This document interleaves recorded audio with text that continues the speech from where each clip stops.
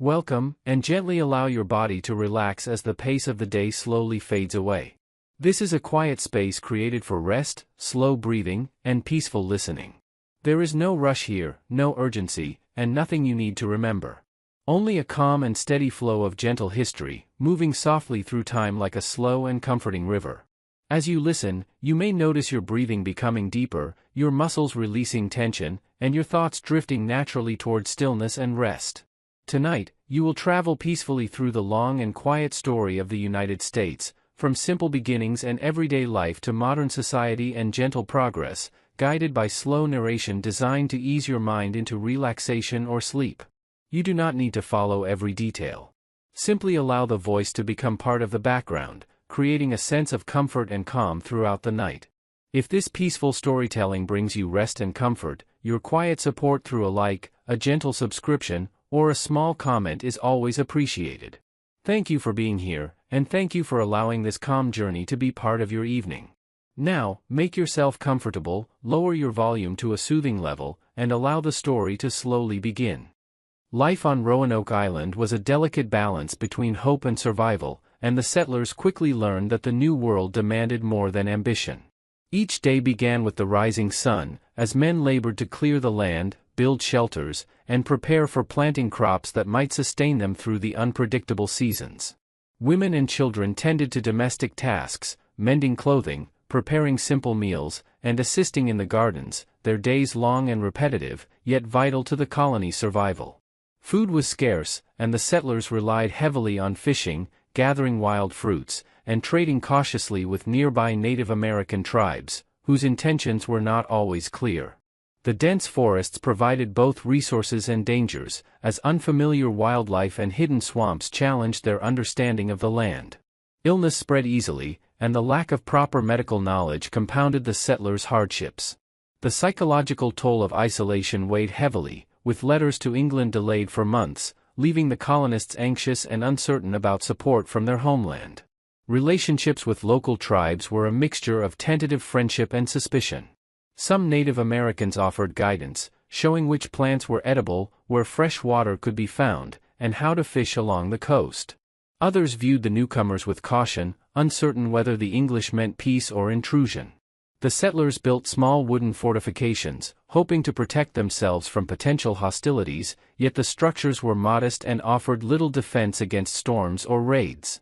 As the months passed, the community endured both mundane struggles and extraordinary challenges, from sudden storms that threatened their crops to harsh winters that tested their endurance. Each night, the colonists would gather around small fires, sharing stories of their journey, of England left behind, and of dreams for a life in this new, uncertain land. These moments of calm, amidst constant labor and anxiety, strengthened communal bonds, and yet could not erase the ever-present uncertainty about the future. When John White returned to England for supplies, he left behind a colony that had begun to form its own rhythm of life, but also faced the looming shadow of scarcity, isolation, and unanswered questions. The settlers' resilience was remarkable, yet human fragility was evident in every struggle, every moment of doubt, and every decision made in the face of an unforgiving environment. As the island's seasons changed, from hot summers to cool autumns, each day brought new lessons, new dangers, and subtle victories, all quietly shaping the story of the lost colony, a story that would echo for centuries. As the months unfolded on Roanoke Island, every day was a test of endurance and patience, a delicate rhythm of labor and hope. The settlers faced relentless challenges, crops that failed to grow in unfamiliar soil, sudden storms that tore apart fragile shelters, and shortages of food that forced families to ration every meal. Children, too young to understand fully, observed the tension and contributed as best they could, fetching water from distant streams and helping gather firewood, their small hands learning the weight of survival. Evenings were long and quiet, with the distant sound of waves mingling with the murmurs of exhausted settlers, each lost in thought about the past and the uncertain future. The island itself seemed alive, both a provider and a threat. Dense forests hid game and fresh water but also concealed venomous snakes and wild animals that could strike without warning. The coastline offered fish and shellfish, yet treacherous tides and hidden currents claimed tools and lives alike. Relations with Native American tribes were cautiously maintained, some evenings, the colonists shared meals and knowledge, learning which plants were safe to eat and how to navigate the swamps, while other encounters reminded them that trust was fragile, and hostility could erupt without notice. The settlers' social structure grew as they adapted to this harsh new world. Leaders emerged naturally, assigning tasks, resolving disputes, and attempting to maintain morale, though fear and exhaustion often overshadowed authority. Personal stories of bravery, small acts of kindness, and quiet despair wove together into the fabric of daily life. Marriages were tested by stress, parents worried endlessly for their children, and friendships formed quickly yet were constantly under strain. Letters sent to England promised news of survival and hope for aid, yet the months-long wait for responses intensified anxiety, leaving colonists to rely solely on each other and the meager resources of the land. Through all this, there were moments of unexpected beauty: sunrises over the water, the quiet rustle of leaves in the forest, and the simple satisfaction of a harvest, however small, offered brief reprieve from relentless struggle. The colonists became intimately attuned to the rhythm of Roanoke Island, learning to read the weather, to find sustenance where none seemed possible, and to endure the silence of a land far from home. Every challenge, every success, every quiet night beneath the stars, slowly shaped the colony's identity and resilience, leaving behind traces of human courage and the shadow of an unresolved mystery that would linger long after the island fell silent.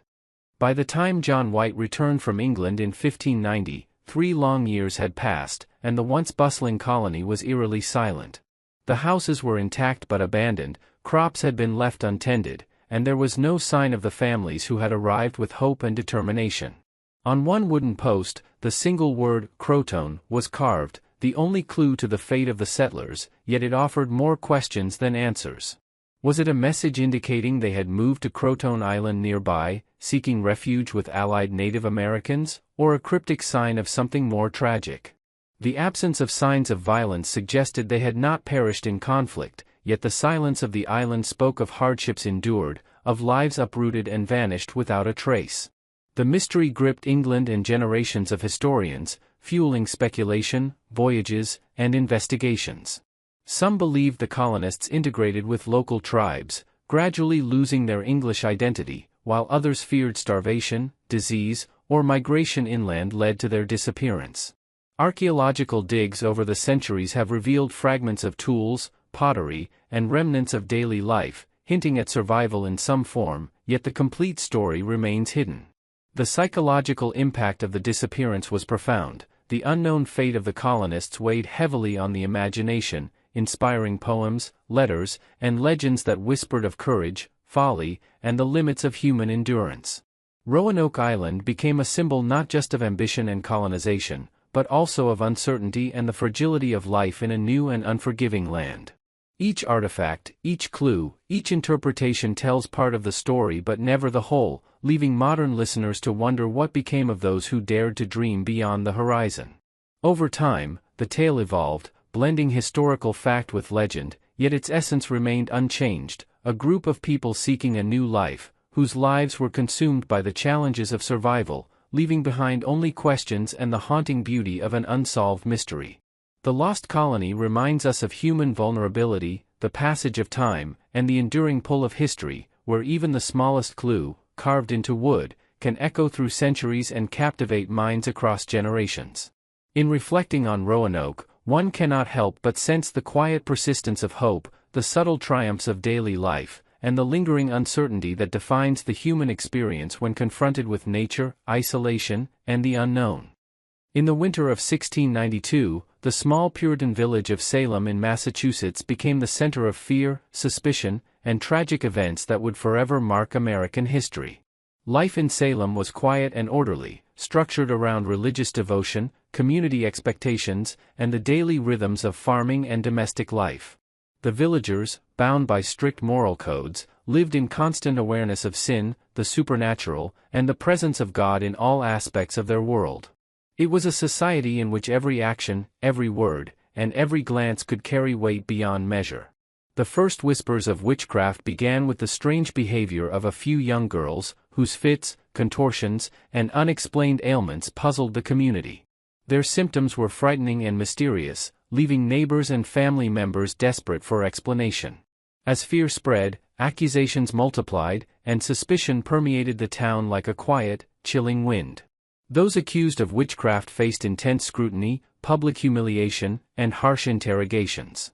The Puritan ministers and magistrates sought evidence in scripture and confession, relying on spectral sightings, dreams, and testimonies that often contradicted one another. The accused, mostly women but also some men, were forced to defend themselves against invisible forces, superstition, and the collective anxiety of their neighbors.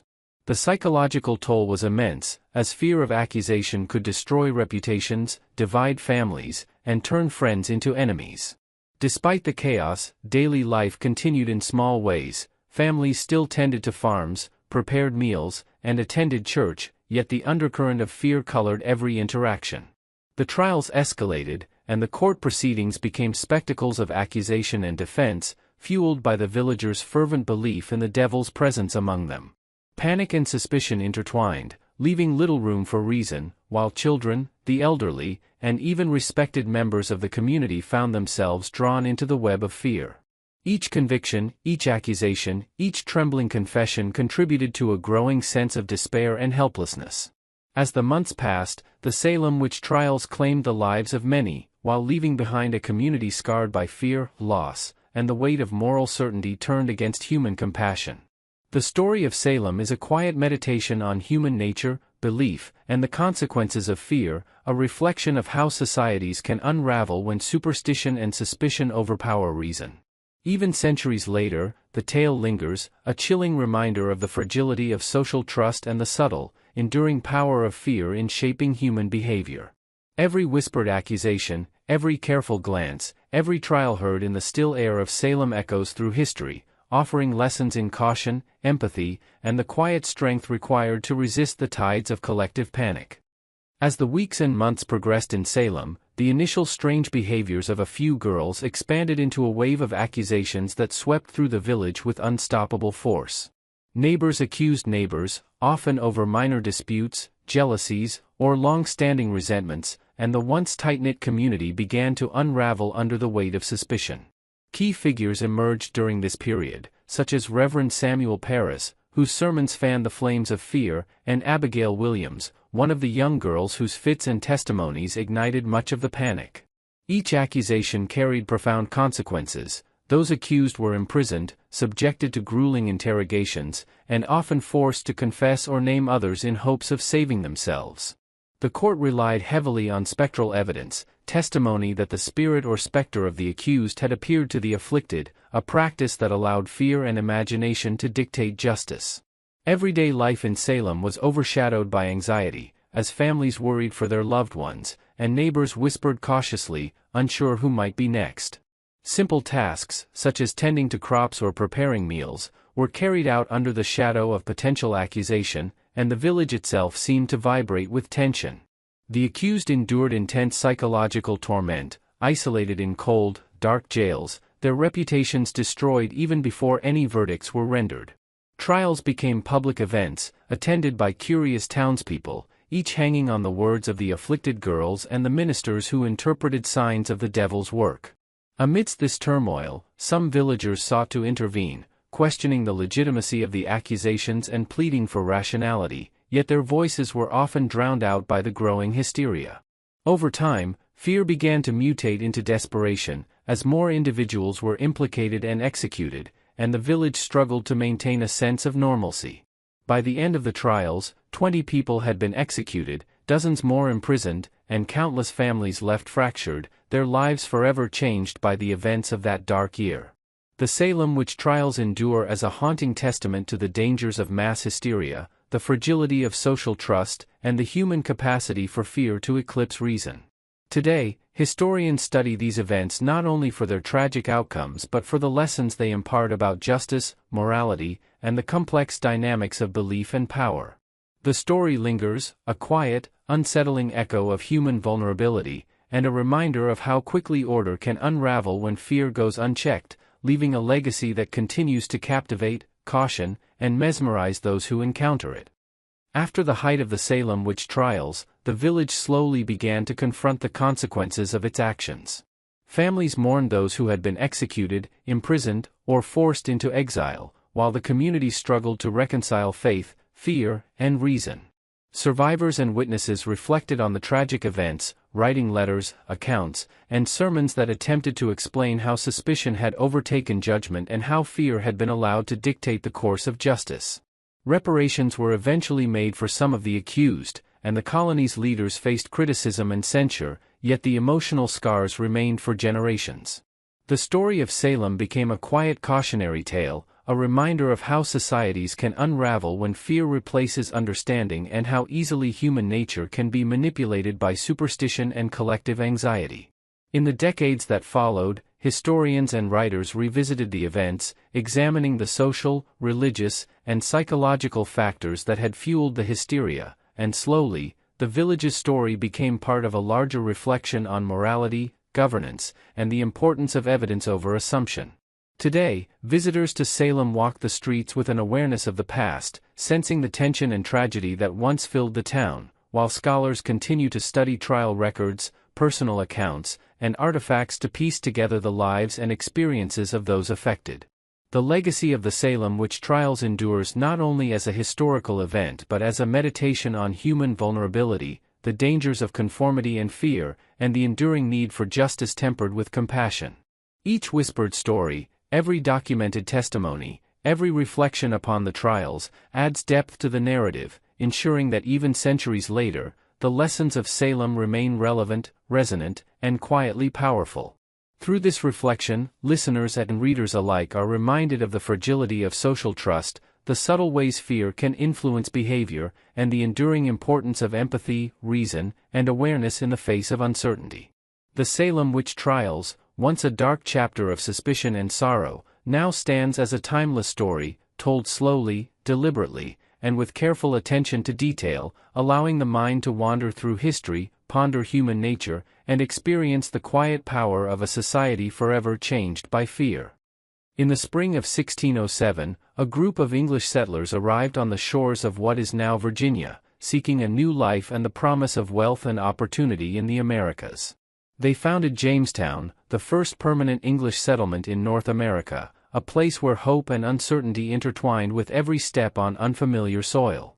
The settlers arrived on the banks of the James River, encountering dense forests, marshy lands, and the distant presence of Native American tribes who had lived in the region for generations. Life began with immediate challenges. Constructing shelters, finding fresh water, and establishing food sources were daily struggles, as the land was both beautiful and unforgiving. The settlers faced harsh weather, unfamiliar terrain, and limited knowledge of how to cultivate crops in the new environment. Tensions grew within the colony as disagreements over leadership, priorities, and survival strategies emerged, testing the resilience and patience of the community. Every day was a balance of labor and anticipation, as men, women, and children worked together to clear land, build houses, and secure provisions for the uncertain future. Relationships with the local Powhatan Confederacy were complex, marked by both cautious trade and underlying tension, as the English sought guidance in farming and survival while also asserting their own presence. Illness, hunger, and the threat of conflict were constant companions, and the colonists learned quickly that the new world required ingenuity, endurance, and a willingness to adapt. Even in these difficult circumstances, moments of camaraderie, small victories, and the simple act of a meal or a safe night's rest provided brief relief from the relentless challenges of settlement. Over time, the settlers began to understand the rhythm of the land, the seasonal changes, and the delicate balance between human effort and the forces of nature. Jamestown became not just a location but a symbol of ambition, risk, and the fragile beginnings of English colonization in America. Each day, the colonists' experiences wove together into a quiet, persistent narrative of hope, struggle, and the human desire to create a new life far from the familiar shores of England. Life in Jamestown during the early years was a constant struggle against hunger, disease, and the harsh realities of the New World. The settlers, unaccustomed to the climate and the land, often found their crops failing, their food supplies dwindling, and their health deteriorating under the weight of malnutrition and unfamiliar illnesses. Every morning began with the tasks of tending to gardens, repairing shelters, and searching for reliable sources of fresh water, while afternoons were consumed by laborious efforts to hunt, fish, or forage for anything edible in the surrounding forests.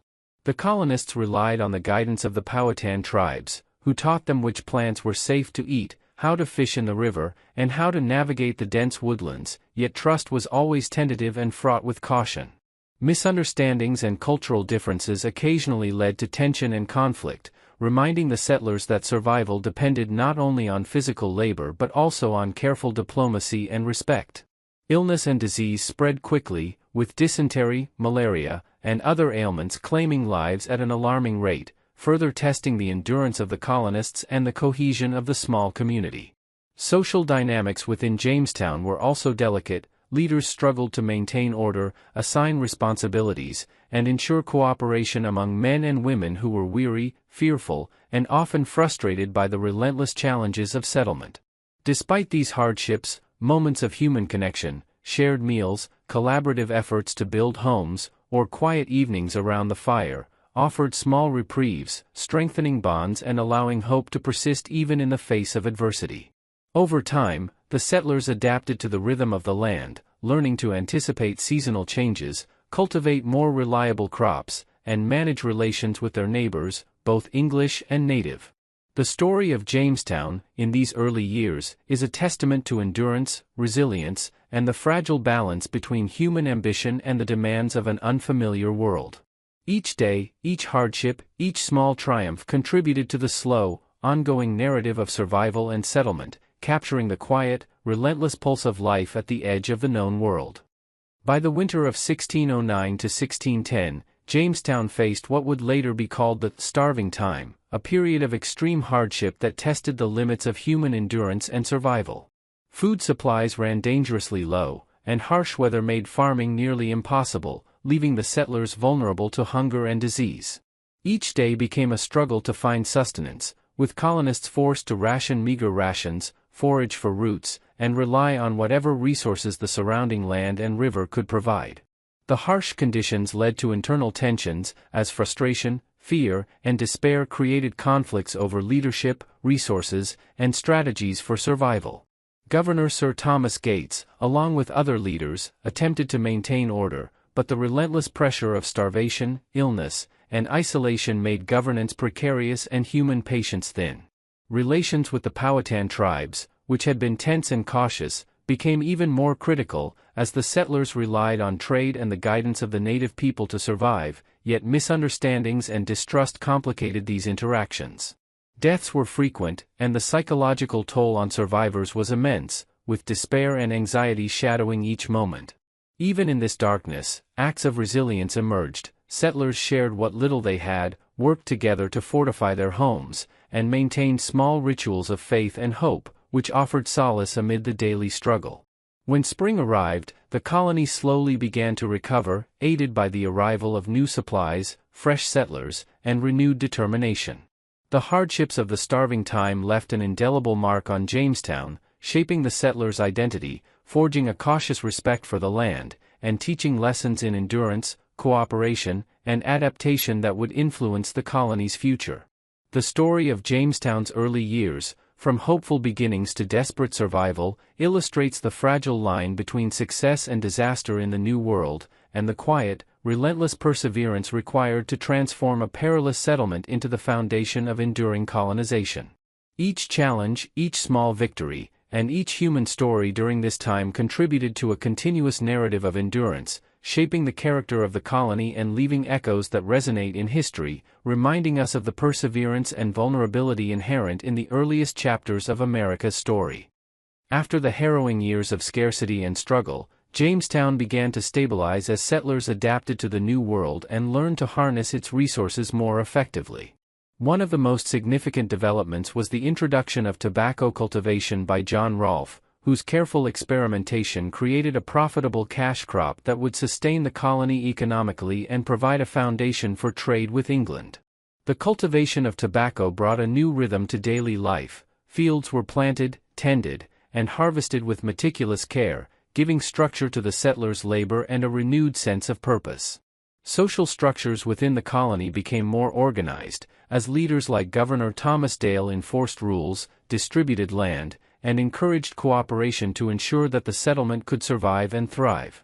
Relations with the Powhatan Confederacy, while still delicate and occasionally tense, were managed through trade, negotiation, and strategic alliances, allowing the colony to acquire food, guidance, and support that supplemented their agricultural efforts.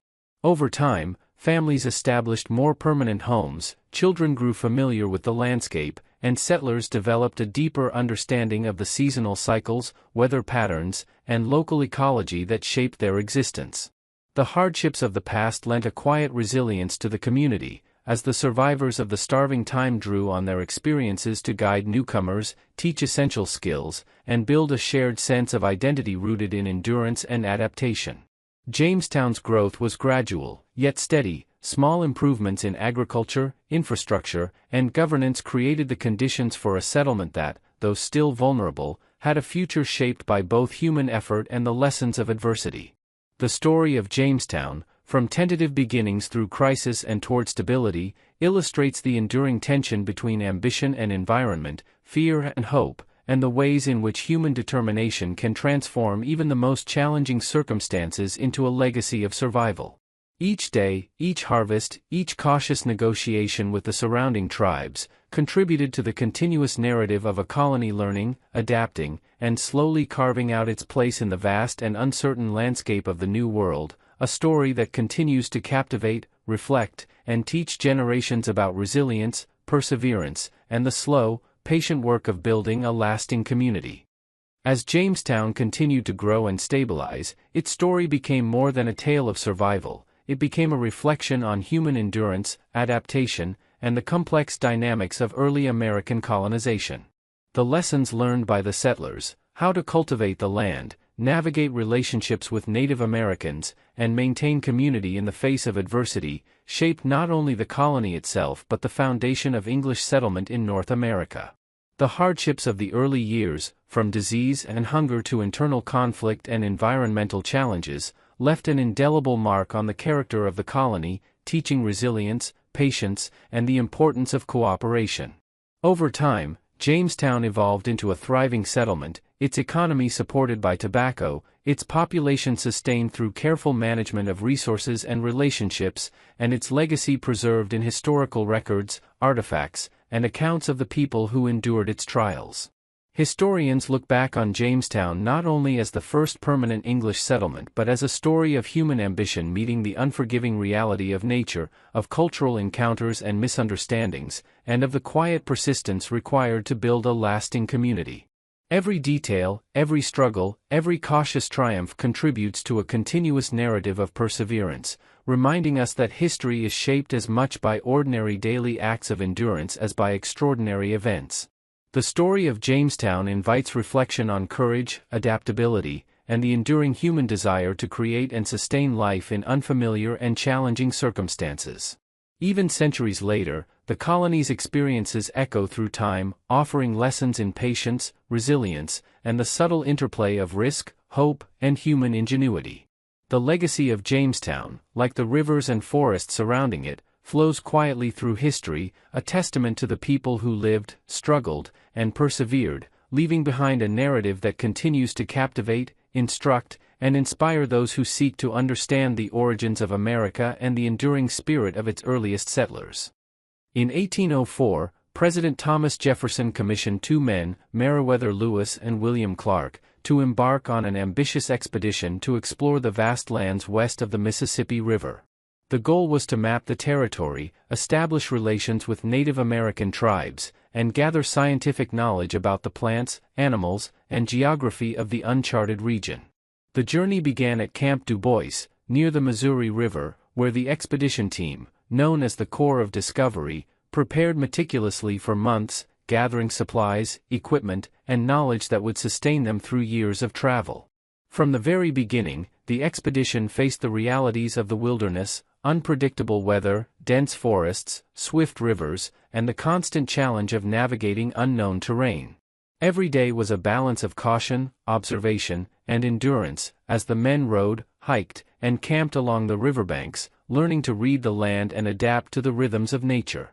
Encounters with Native American tribes were both delicate and essential, requiring diplomacy, respect, and careful communication, as Lewis and Clark sought guidance, established alliances, and recorded cultural practices and languages. The expedition's scientific mission intertwined with survival, as observations of wildlife, plant life, and geography informed not only maps but also the understanding of the natural world and the resources available for future settlers. The men maintained detailed journals, documenting every day's progress, hardships, discoveries, and encounters, creating a continuous record of exploration that would become invaluable to the nation. Nights were spent in campsites by the river, under the vast sky, with quiet reflections on the journey, the unknown lands ahead, and the delicate balance between human curiosity and the dangers of the wilderness. The Lewis and Clark expedition was not merely a voyage across land, it was a careful, measured engagement with the challenges of exploration, the endurance of the human spirit, and the uncharted landscapes of a continent poised for discovery. Each day, each interaction, each careful observation contributed to a narrative of exploration, patience, and discovery that would resonate for generations and remain a cornerstone of America's history of westward expansion. As Lewis and Clark and the Corps of Discovery moved further west, each day brought new challenges and discoveries, shaping the expedition's slow and deliberate rhythm. The men navigated rivers that twisted unpredictably, portaged around waterfalls, and crossed plains and forests that seemed endless and unfamiliar. Hunting and fishing became vital for survival, providing fresh meat and sustenance, while careful attention to maps, compasses, and natural landmarks ensured they remained on course. Encounters with Native American tribes were central to the journey, requiring tact, diplomacy, and mutual respect. The expedition often traded goods, shared meals, and exchanged information about the land, its resources, and its dangers. These interactions, while sometimes tense, allowed Lewis and Clark to learn about the geography, climate, and social structures of the tribes, recording details that would later prove invaluable for both diplomacy and scientific knowledge. Meanwhile, the team documented countless new species of plants and animals, carefully sketching and noting their observations, contributing to the growing scientific understanding of the continent. Weather, however, was an unpredictable adversary, with sudden storms, floods, and scorching heat challenging their endurance and testing both physical and mental resilience. Every night, the explorers set up camp, tending to their equipment, recording journal entries, and reflecting on the day's progress. Even in moments of exhaustion or uncertainty, they maintained a steady determination, knowing that each careful step forward was a contribution to knowledge, exploration, and the promise of expansion. The expedition's pace was deliberate, a blend of exploration, survival, and observation, where the quiet rhythm of the river, the rustle of forests, and the distant calls of wildlife became a constant backdrop to the human endeavor unfolding along its banks. Through this slow, meticulous approach, Lewis and Clark not only mapped the land but also built a continuous narrative of courage, curiosity, and endurance, a story that would inspire generations and provide a detailed window into the uncharted American West. As the expedition reached the base of the Rocky Mountains, the journey became markedly more difficult, testing the endurance, skill, and patience of Lewis, Clark, and the Corps of Discovery. Steep trails, narrow passes, and treacherous rivers challenged every step, requiring careful planning and coordination to transport men, supplies, and boats across unforgiving terrain. The air grew thinner, the weather colder, and the river swifter, forcing the explorers to rely on both their preparation and their instincts to navigate safely. Along the way, they encountered new species of plants, trees, and wildlife previously undocumented, taking careful notes, sketches, and observations, blending survival with scientific exploration. Encounters with Native American tribes in the mountains became essential for guidance, food, and information about the land, as the explorers learned the terrain, weather patterns, and safe routes through areas unknown to them. The hardships were relentless: frostbite, exhaustion, scarcity of food, and the constant need to repair and carry equipment threatened both morale and physical well-being. Yet, the perseverance of the team never wavered, each member contributing to the effort through skill, determination, and cooperation.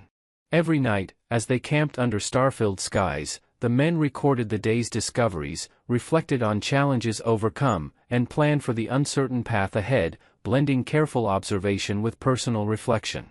Through mountains and valleys, rivers and plains, the expedition created a detailed, continuous record of geography, culture, and natural history, forming the foundation of understanding for the vast, untamed West.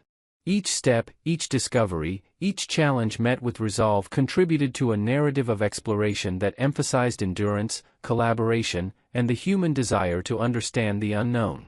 The crossing of the Rockies stands as one of the expedition's defining moments, demonstrating not only courage and ingenuity but also the slow, meticulous process of learning, adapting, and recording a world previously unseen by European eyes, ensuring that the story of Lewis and Clark remained a testament to exploration, patience, and the quiet perseverance of human endeavor.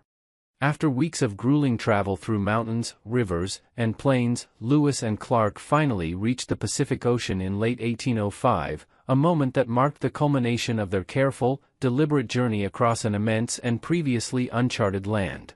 The sight of the vast ocean, stretching endlessly toward the horizon, brought both relief and awe, a quiet acknowledgement of the perseverance, courage, and teamwork that had carried them across thousands of miles.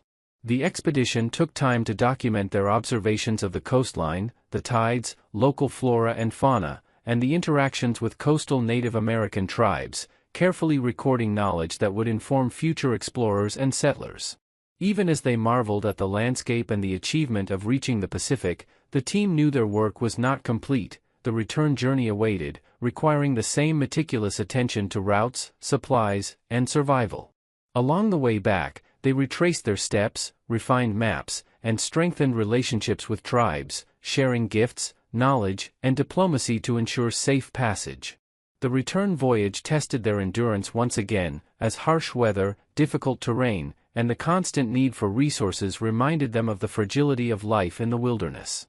Yet, the core of Discovery maintained the same steady determination, documenting every river bend, mountain pass, and cultural encounter, preserving a continuous record of the land, its people, and its natural wonders. When Lewis, Clark, and their team finally returned to St. Louis in 1806, they were celebrated for their achievement, having opened the West to future exploration, trade, and settlement. Their journals, sketches, and reports became invaluable resources for understanding the geography, ecology, and human cultures of the continent, providing a detailed and measured narrative of exploration that would inspire generations. The story of the Lewis and Clark expedition is not only one of physical endurance and discovery but also of careful observation, patience, and the quiet triumph of human curiosity over uncertainty. Each mile traveled, each challenge overcome, and each insight recorded contributed to a continuous historical narrative, offering lessons in resilience, collaboration, and the profound rewards of thoughtful exploration.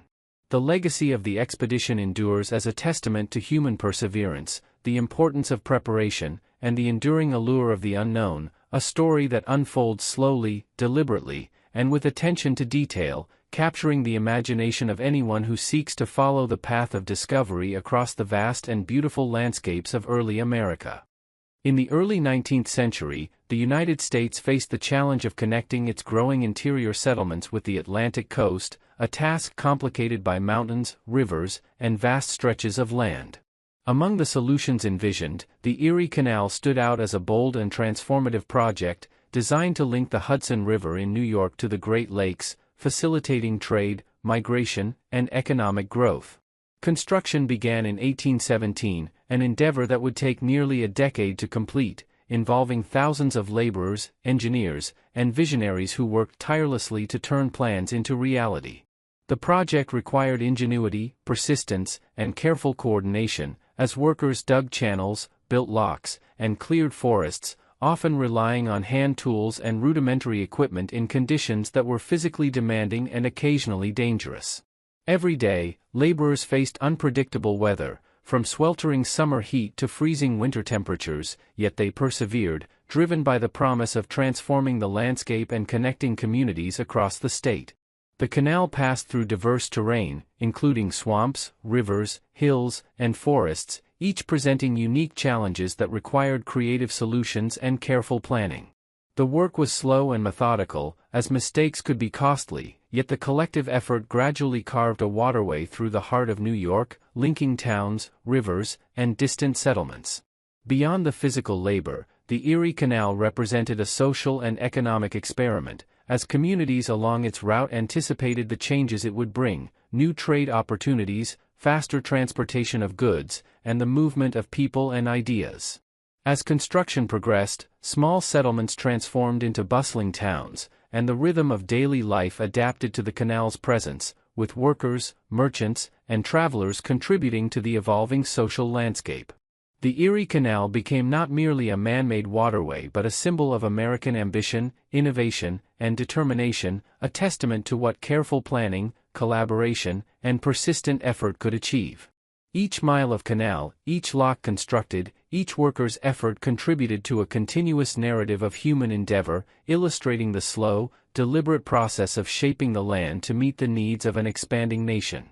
The story of the Erie Canal, from conception to completion, reflects the interplay of vision, labor, and perseverance, offering a quiet meditation on the transformative power of infrastructure, the endurance of those who built it, and the subtle, lasting impact of human ingenuity on the natural world.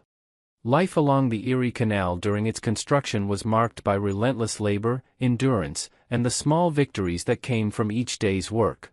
Workers, often recruited from local farms, immigrant communities, and even laboring families, faced physically demanding tasks: digging, lifting, and clearing earth with simple tools like shovels, pickaxes, and wheelbarrows. Sweltering heat in summer, biting cold in winter, and sudden rainstorms made progress difficult, yet the rhythm of labor continued, day after day, as the vision of a connected waterway drove perseverance. Camps and temporary settlements sprang up along the route, creating small communities where workers lived, shared meals, and supported one another through exhaustion, injury, and illness. The construction required not only physical strength but also ingenuity and coordination, as locks, bridges, and aqueducts were engineered to manage water flow and connect rivers and lakes across varied terrain. Communication among crews was essential, and every decision, every measurement, and every adjustment could determine whether progress continued smoothly or setbacks occurred. Beyond the labor itself, the canal began to influence the surrounding towns, transforming them economically and socially. Local merchants, farmers, and artisans anticipated the increased trade, while travelers and settlers followed the developing waterway, bringing new ideas, goods, and opportunities. The Erie Canal became a lifeline, linking distant regions, creating economic corridors, and fostering a sense of connection and progress throughout New York State. Each day of construction, each carefully dug channel, and each small engineering triumph contributed to a continuous story of human determination, resilience, and collaboration. The canal workers' efforts were slow and methodical, yet cumulatively transformative, reshaping both the landscape and the communities it touched. In reflecting on this period, one sees not only the physical challenges overcome but also the quiet persistence, ingenuity, and collective endeavor that defined one of the most significant infrastructure projects in early American history. The Erie Canal stands as a testament to patience, perseverance, and the subtle yet profound ways in which human labor can reshape the world, linking people, commerce, and communities in ways that endure for centuries. By 1825, after nearly a decade of labor, the Erie Canal was completed, a monumental achievement that transformed transportation, commerce, and daily life in New York and beyond. The waterway stretched over 360 miles, linking the Hudson River to Lake Erie, allowing goods, crops, and people to move more efficiently than ever before. Towns along the canal flourished, as merchants, farmers, and artisans took advantage of new trade opportunities, creating a vibrant network of economic activity that spread wealth and innovation throughout the region. The canal lowered transportation costs dramatically, encouraged migration, and fostered communication and cultural exchange between distant communities, reshaping the social and economic landscape of the young United States. Beyond immediate commerce, the Erie Canal became a symbol of American ingenuity, determination, and the ability of collective human effort to overcome natural obstacles. Its construction demonstrated the power of planning, cooperation, and persistence, offering lessons in problem-solving, engineering, and community organization that would influence future infrastructure projects across the nation. The legacy of the Erie Canal endures in its impact on settlement patterns, urban growth, and the shaping of the American economy, leaving a continuous narrative of transformation, adaptation, and progress. Each lock built, each mile of channel dug, and each laborer's effort contributed to a story that extends far beyond the physical waterway, illustrating how careful, deliberate work can create lasting change. Even centuries later, the Erie Canal serves as a quiet reminder of the vision, labor, and resilience that turned a bold idea into a lasting reality, connecting communities, enabling growth, and leaving an indelible mark on the history and development of the United States. The Erie Canal stands not merely as a feat of engineering, but as a testament to human determination, patience, and the enduring power of vision carried forward through collective effort and perseverance. In 1848, news spread across the United States of a remarkable discovery in the hills of Northern California. Gold had been found at Sutter's Mill, near Coloma. What began as a small, local excitement quickly became a nationwide phenomenon, as men, women, and families from distant states and even foreign lands set out on long, arduous journeys in hopes of striking it rich. The gold rush transformed California from a quiet frontier region into a bustling destination of opportunity, risk, and dreams.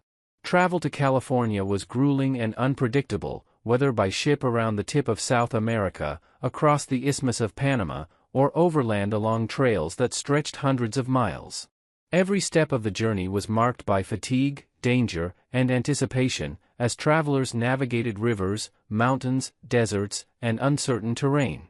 Upon arrival, prospectors faced the challenges of finding gold, often working long days along streams and riverbeds, panning and digging, hoping for a glimmer of fortune amidst the soil and gravel.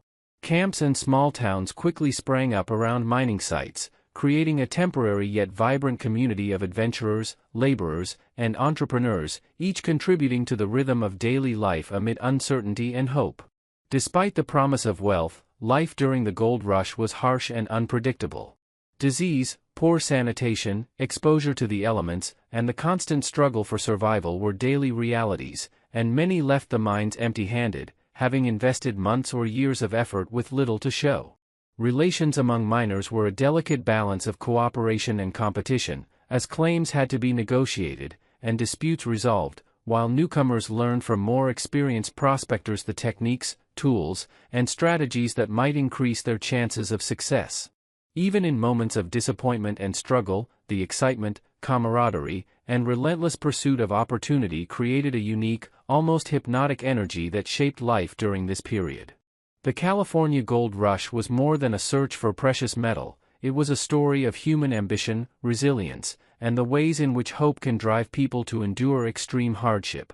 Each day of labor, each mile traveled, and each small discovery contributed to a continuous narrative of determination, adventure, and the pursuit of a dream, leaving an enduring legacy on the landscape, the economy, and the society of California and the nation at large. Life in the goldfields of California was exhausting, unpredictable, and full of small victories and constant frustrations. Miners worked long days, often from sunrise to sunset, panning rivers, digging shafts, and washing gravel in search of even a few flecks of gold. The work was physically demanding, with cold water, heavy rocks, and harsh sun testing endurance, while the ever-present threat of injury or illness added to the tension. Makeshift camps and boomtowns sprang up near mining sites, where wooden shacks, tents, and quickly constructed stores created temporary communities. In these towns, merchants, blacksmiths, and innkeepers catered to the miners, selling supplies, tools, and food, often at inflated prices due to high demand and scarce resources. Social life was a mixture of camaraderie and competition, as miners shared information, labor, and sometimes meals, while also guarding claims, negotiating rights, and occasionally clashing over disputes. Law enforcement was minimal or improvised, leaving communities to develop their own rules, traditions, and ways to resolve conflicts, which sometimes led to vigilantism or public confrontations. Women, though fewer in number, contributed significantly, running boarding houses, shops, and services that sustained miners, while families tried to maintain routines and stability in the midst of chaos and uncertainty. Disease, poor sanitation, and harsh living conditions were constant challenges, making survival as important as striking gold itself. Despite these hardships, the gold rush created a sense of relentless energy, hope, and ambition, with every small discovery sparking excitement and drawing more settlers to the region. The daily rhythm of mining, trading, and community life, combined with the drama of success and failure, wove together a narrative of endurance, aspiration, and the human desire to seek opportunity against all odds. Each day, each claim, each small fortune, and each setback contributed to a continuous story of transformation, not only for the individuals involved but for California itself, shaping the economy, population, and society in ways that would echo for generations. The gold rush stands as a testament to ambition, perseverance, and the profound ways that hope and human effort can reshape both land and lives. By the mid-1850s, the initial frenzy of the California gold rush began to decline, as the easily accessible gold deposits were depleted and mining became increasingly difficult and technical. Prospectors who had traveled from across the United States and around the world faced disappointment, exhaustion, and sometimes financial ruin, yet the region had been forever transformed. Boomtowns that had once teemed with hopeful miners either evolved into permanent cities or were abandoned, leaving behind streets, buildings, and stories that reflected both ambition and impermanence. The gold rush spurred massive migration, drawing people from diverse backgrounds, cultures, and nations, creating a unique social fabric marked by opportunity, conflict, and adaptation. Native American populations were profoundly affected, facing displacement, disease, and disruption of traditional lands and ways of life as settlers expanded into territories in pursuit of gold. Agriculture, trade, and industry also grew to support the influx of people, reshaping California's economy and laying the foundations for future growth, infrastructure, and urbanization. The environmental impact of mining, from altered riverbeds to deforested hills, left a lasting mark on the landscape, a quiet reminder of the costs of rapid human expansion. Despite the hardships, the gold rush's legacy endures as a story of human ambition, resilience, and the enduring quest for opportunity, illustrating how hope, labor, and determination can reshape societies and landscapes alike. Each journey, each claim, each small discovery and setback contributed to a continuous historical narrative, highlighting the interplay of courage, ingenuity, and consequence. Today, the California Gold Rush is remembered not only for its tales of wealth and adventure but also for its transformative effect on migration, economy, and society, offering lessons in perseverance, adaptation, and the complex human relationship with both opportunity and the natural world. It stands as a quiet testament to the enduring spirit of exploration, the risks of ambition, and the profound ways in which determined people can leave a lasting imprint on history. In the 1830s, the United States government implemented a policy that would forcibly remove thousands of Native Americans from their ancestral lands in the southeastern states, an event that came to be known as the Trail of Tears. The removal affected tribes including the Cherokee, Choctaw, Creek, Chickasaw, and Seminole, each of whom had lived on these lands for generations, cultivating farms, building communities, and maintaining cultural traditions. The government's motivation, driven by the desire for land, resources, and expansion, ignored treaties, sovereignty, and the deep attachment of these peoples to their homelands. Preparations for relocation involved gathering families, livestock, and belongings, yet conditions were chaotic, resources were scarce, and the journey ahead was uncertain and treacherous. As the groups began their forced marches westward toward designated Indian territory in present-day Oklahoma, they faced extreme hardships, including exposure to harsh weather, disease, hunger, and exhaustion. The roads were long, often muddy and treacherous, stretching hundreds of miles across forests, rivers, and open plains. Families walked together, supporting one another through grief and fatigue, yet many succumbed to illness and exhaustion along the way. Military escorts, tasked with enforcing relocation, maintained strict schedules and orders, adding tension to an already desperate situation. Camps along the route became temporary shelters, where survivors tried to rest, repair clothing, and find small moments of respite, yet the relentless journey offered little comfort. Stories of loss, courage, and resilience emerged from each step, as communities attempted to preserve traditions, maintain social bonds, and endure the unrelenting march. The Trail of Tears was not only a physical journey but also a psychological and cultural ordeal, reflecting the profound suffering inflicted upon Native Americans, the displacement from familiar landscapes, and the struggle to survive under impossible circumstances. Each mile walked, each river crossed, and each night spent in temporary camp contributed to a continuous narrative of sorrow, endurance, and human resilience. The legacy of the Trail of Tears endures as a solemn reminder of injustice, the costs of expansion, and the strength of communities forced to carry their history and culture across unfamiliar lands, leaving an indelible mark on both the people and the story of the United States. Each day along the Trail of Tears was filled with immense struggle, as men, women, and children endured long marches under the weight of grief, exhaustion, and uncertainty. Families carried whatever belongings they could manage, while young children, the elderly, and the sick often fell behind, relying on the support of their communities to continue. Hunger was constant, with rations limited and food supplies irregular, forcing many to subsist on roots, wild plants, or meager provisions carried from home. Disease spread quickly through the tightly packed groups, with measles, dysentery, and smallpox claiming the lives of countless individuals, leaving behind sorrow, fear, and an overwhelming sense of loss. The weather added another layer of challenge: blistering heat in the open plains, freezing cold in winter months, sudden storms, and treacherous river crossings tested endurance and resolve at every step. Despite these hardships, communities sought to preserve a sense of social structure and cultural continuity, sharing stories, songs, and rituals that reminded them of home and identity. Leaders within each tribe worked tirelessly to organize camps, maintain morale, and encourage perseverance, even as grief and exhaustion threatened to overwhelm spirits. The physical and emotional toll was staggering, yet acts of courage, mutual support, and quiet resilience persisted, demonstrating the strength of human bonds in the face of unimaginable adversity.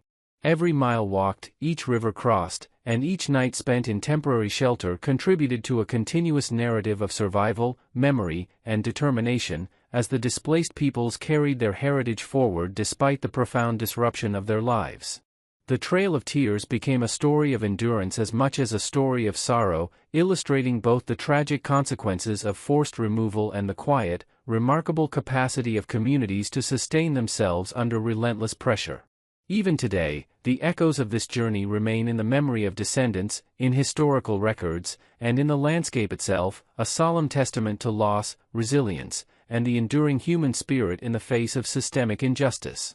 After months of grueling travel, the displaced Native American tribes finally arrived in Indian Territory, a land unfamiliar and often challenging, yet a place where they could attempt to rebuild their communities. The journey had left deep scars, physically, emotionally, and culturally, but the survivors worked to restore daily life, construct homes, cultivate land, and preserve traditions that had been carried across hundreds of miles. Children learned to navigate new landscapes, elders shared stories to maintain heritage, and leaders organized settlements, schools, and governance structures to provide continuity and stability amidst profound loss. Despite the hardships endured, communities exhibited resilience, ingenuity, and a remarkable capacity to adapt, creating a foundation for future generations. Reflection upon the Trail of Tears reveals the stark realities of forced removal, broken treaties, loss of life, displacement, and the disruption of social and cultural networks, yet it also highlights human endurance, the preservation of identity, and the strength of communal bonds. The legacy of this dark chapter in American history serves as a solemn reminder of injustice, the consequences of policy driven by greed and expansion, and the courage required to survive under unimaginable adversity. Each story of loss, survival, and adaptation contributes to a continuous historical narrative, teaching lessons in empathy, resilience, and the enduring importance of remembering the past. The Trail of Tears, though born from tragedy, stands as a testament to the enduring spirit of the people who walked it, a quiet yet profound legacy of strength, cultural continuity, and the capacity of communities to persevere, rebuild, and honor their history despite the profound challenges they faced. In the mid-19th century, as the United States expanded westward, the need for faster, safer, and more efficient transportation across the continent became urgent. The idea of a transcontinental railroad, linking the eastern states to California and the Pacific coast, was ambitious and transformative, promising to connect people, goods, and ideas across thousands of miles. Construction began in the 1860s, with two primary companies, the Union Pacific starting from the east and the Central Pacific beginning from the west, working toward a meeting point near Promontory Summit in Utah. The project was a monumental engineering challenge, requiring careful planning, surveying, and coordination across mountains, deserts, rivers, and plains. Thousands of workers, including immigrants from Ireland, China, and Europe, as well as Civil War veterans, labored under extreme conditions, facing heat, cold, dangerous terrain, and the constant risk of injury. Every day involved physically demanding work, laying tracks, blasting tunnels through mountains, building bridges across rivers, and clearing obstacles that nature placed in their path. Camps along the route became temporary communities where workers ate, slept, and sought small moments of respite, sharing stories and building camaraderie in the face of relentless labor. The construction process was slow and methodical, requiring precision to ensure the tracks were safe, connected, and aligned across vast distances. Beyond the engineering challenges, the railroad represented a social and economic experiment, promising to reshape trade, migration, communication, and settlement patterns across the continent. As tracks gradually extended toward one another, the sense of purpose, hope, and ambition grew, driving workers to endure hardships and maintain progress despite fatigue, isolation, and the formidable obstacles of geography. The Transcontinental Railroad, once completed, would not only transform travel and commerce but also serve as a symbol of human ingenuity, perseverance, and the capacity to connect distant communities through careful planning, labor, and determination. Each mile of track laid, each bridge constructed, and each obstacle overcome contributed to a continuous narrative of ambition, collaboration, and endurance, reflecting the remarkable human effort required to link a nation coast to coast. Life along the construction lines of the Transcontinental Railroad was grueling, demanding, and filled with relentless challenges that tested the endurance of every worker. Laborers woke before dawn, carrying heavy tools, explosives, and materials as they advanced mile by mile, laying tracks through landscapes that were often harsh, remote, and unforgiving. In the Rocky Mountains and Sierra Nevada, crews faced steep slopes, unstable rock formations, and icy conditions, requiring careful blasting, tunneling, and bridging, while in the deserts of Nevada and Utah, scorching heat, scarce water, and dusty winds made even simple tasks exhausting. Workers lived in temporary camps, often crowded, with minimal shelter and sanitation, relying on shared meals, makeshift kitchens, and the camaraderie of colleagues to sustain morale. Immigrant laborers, particularly the Irish and Chinese, brought skill, discipline, and resilience, yet faced prejudice, harsh treatment, and the constant pressure to meet daily quotas, often under dangerous conditions. Every task, from digging to laying rail, required precision and coordination, as mistakes could result in accidents, derailments, or delays that affected the entire project. Beyond the physical labor, the crews had to navigate supply lines, unpredictable weather, and occasional conflicts with local communities or wildlife, demanding adaptability, patience, and constant vigilance. Despite these hardships, the work progressed steadily, fueled by the collective determination to connect the nation and achieve a feat of engineering unprecedented in scale. Each day, each mile of track, and each temporary camp contributed to a continuous narrative of perseverance, human ingenuity, and collaboration, as thousands of individuals, often anonymous in historical records, laid the literal and symbolic foundation for a railroad that would unite a continent. The Transcontinental Railroad became not only a marvel of engineering but a testament to the endurance, skill, and commitment of those who labored to overcome the obstacles of geography, weather, and human limitation, illustrating how steady, deliberate effort can transform both land and society. After years of relentless labor, the Transcontinental Railroad was finally completed in 1869, a moment that marked the unification of the eastern and western United States by rail. The final connection occurred at Promontory Summit, Utah, where workers, engineers, and dignitaries gathered to celebrate the joining of the Union Pacific and Central Pacific lines. The ceremonial driving of the golden spike symbolized more than a physical link. It represented the culmination of determination, ingenuity, and endurance by thousands of laborers who had worked under extreme conditions across vast and challenging landscapes. With the railroad complete, travel time between the coasts was reduced from months to mere days, transforming commerce, communication, migration, and daily life across the continent. Goods, resources, and people moved faster and more efficiently than ever before, enabling economic growth, settlement of new territories, and cultural exchange across regions previously separated by mountains, deserts, and plains. The railroad also accelerated westward expansion, connecting towns, cities, and industries, while shaping the social and economic fabric of the nation.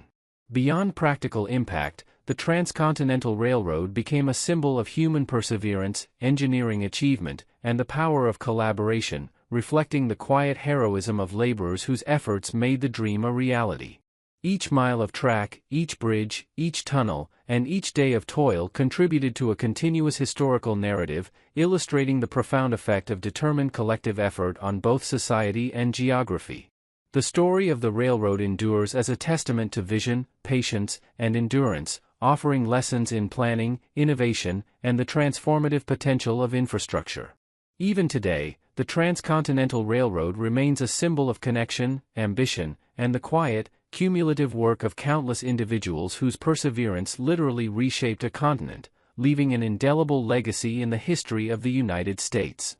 In 1862, during the midst of the Civil War, the United States government passed the Homestead Act, a law designed to encourage settlement and cultivation of the Western territories. The act offered 160 acres of public land to any adult citizen, or intended citizen, who was willing to live on and improve the land for a period of 5 years. For many families, immigrants, and pioneers, this represented an unprecedented opportunity to own land, build a home, and secure a future in a new, expansive frontier. The process required careful planning, resilience, and hard work, as settlers traveled long distances by wagon, train, or even on foot, often through difficult terrain, unpredictable weather, and unfamiliar landscapes. Upon arrival, they faced the daunting task of transforming raw prairie, forests, or desert into arable farmland. Life on the homestead was a rhythm of labor from sunrise to sunset, clearing land, building homes, planting crops, tending livestock, and preparing for the harsh realities of seasonal change. Isolation was a constant companion, as neighbors could be miles apart, and access to supplies, markets, or assistance was limited, forcing settlers to rely on ingenuity, perseverance, and mutual aid. Communities gradually formed as schools, churches, and trading posts emerged, providing social structure, shared knowledge, and support for those enduring the hardships of frontier life. The Homestead Act not only transformed individual lives but also reshaped the geography, economy, and social fabric of the western United States, encouraging migration, agricultural development, and the expansion of railroads and trade networks. Each day, each acre cultivated, and each home constructed contributed to a continuous narrative of human determination, adaptation, and the quiet, cumulative work of settlement. The story of the Homestead Act and westward expansion reflects both the opportunities and challenges of frontier life, illustrating how vision, labor, and endurance combine to turn vast, untamed lands into thriving communities, leaving an enduring imprint on the history and landscape of America. Life on the frontier under the Homestead Act was both challenging and transformative, demanding resilience, creativity, and unwavering determination from the settlers who chose to claim and cultivate new lands. From the moment families arrived at their homesteads, they faced the daunting task of converting untamed wilderness into productive farmland and livable homes. Trees had to be felled, rocks removed, and dense grasslands plowed, all using simple hand tools and the limited resources they could carry or acquire locally. Construction of homes required careful planning, as settlers built log cabins, sod houses, or rudimentary wooden structures that could withstand harsh winters, scorching summers, and sudden storms. Water sources were vital, yet often distant or unreliable, compelling settlers to dig wells, create irrigation channels, or transport water from streams for both household use and crops. Farming itself was a slow and uncertain process. Planting, tending, and harvesting required meticulous attention, and even small errors could mean the difference between food security and scarcity. Families rose early each morning to work long hours, balancing agricultural labor with household chores, animal care, and preparation for the changing seasons. Illness, injury, and accidents were constant threats, as medical care was minimal and access to assistance limited. Social isolation could weigh heavily, especially for women and children, but over time, settlers formed connections with neighbors, sharing labor, knowledge, and resources, creating a sense of community even in remote areas. Schools, churches, and small markets gradually emerged, offering education, spiritual support, and opportunities for trade, weaving together a social fabric that reinforced collaboration and mutual aid. The development of transportation routes, including dirt roads, wagon trails, and later rail connections, allowed settlers to move goods and communicate with larger towns, gradually linking isolated homesteads to broader networks of commerce and society. Each day, each act of labor, and each small success contributed to a continuous narrative of endurance, ingenuity, and the slow, deliberate process of nation-building. The experiences of these pioneers illustrate not only the physical and logistical challenges of frontier life but also the psychological and social resilience required to transform vast, untamed lands into thriving communities.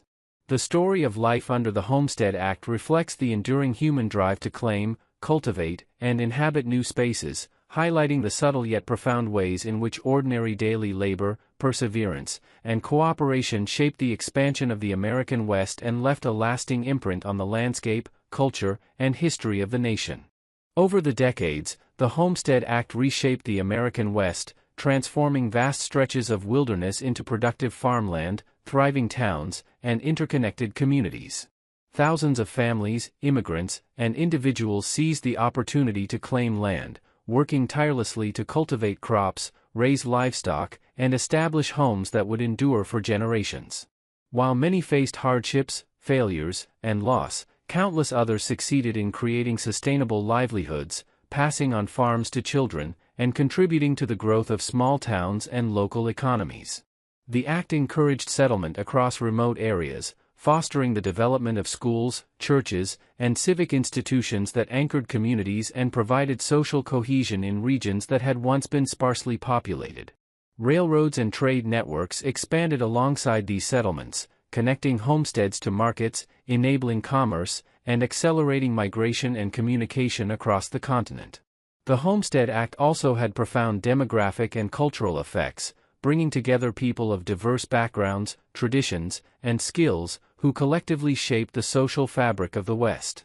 Native American populations, however, experienced displacement, loss of land, and cultural disruption, a sobering reminder of the human cost of expansion and settlement.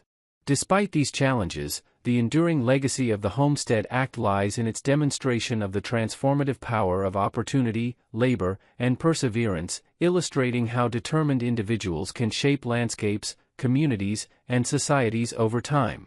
Each farm established, each town developed, and each family story contributed to a continuous historical narrative of expansion, adaptation, and resilience, highlighting the delicate balance between human ambition and environmental, social, and cultural realities.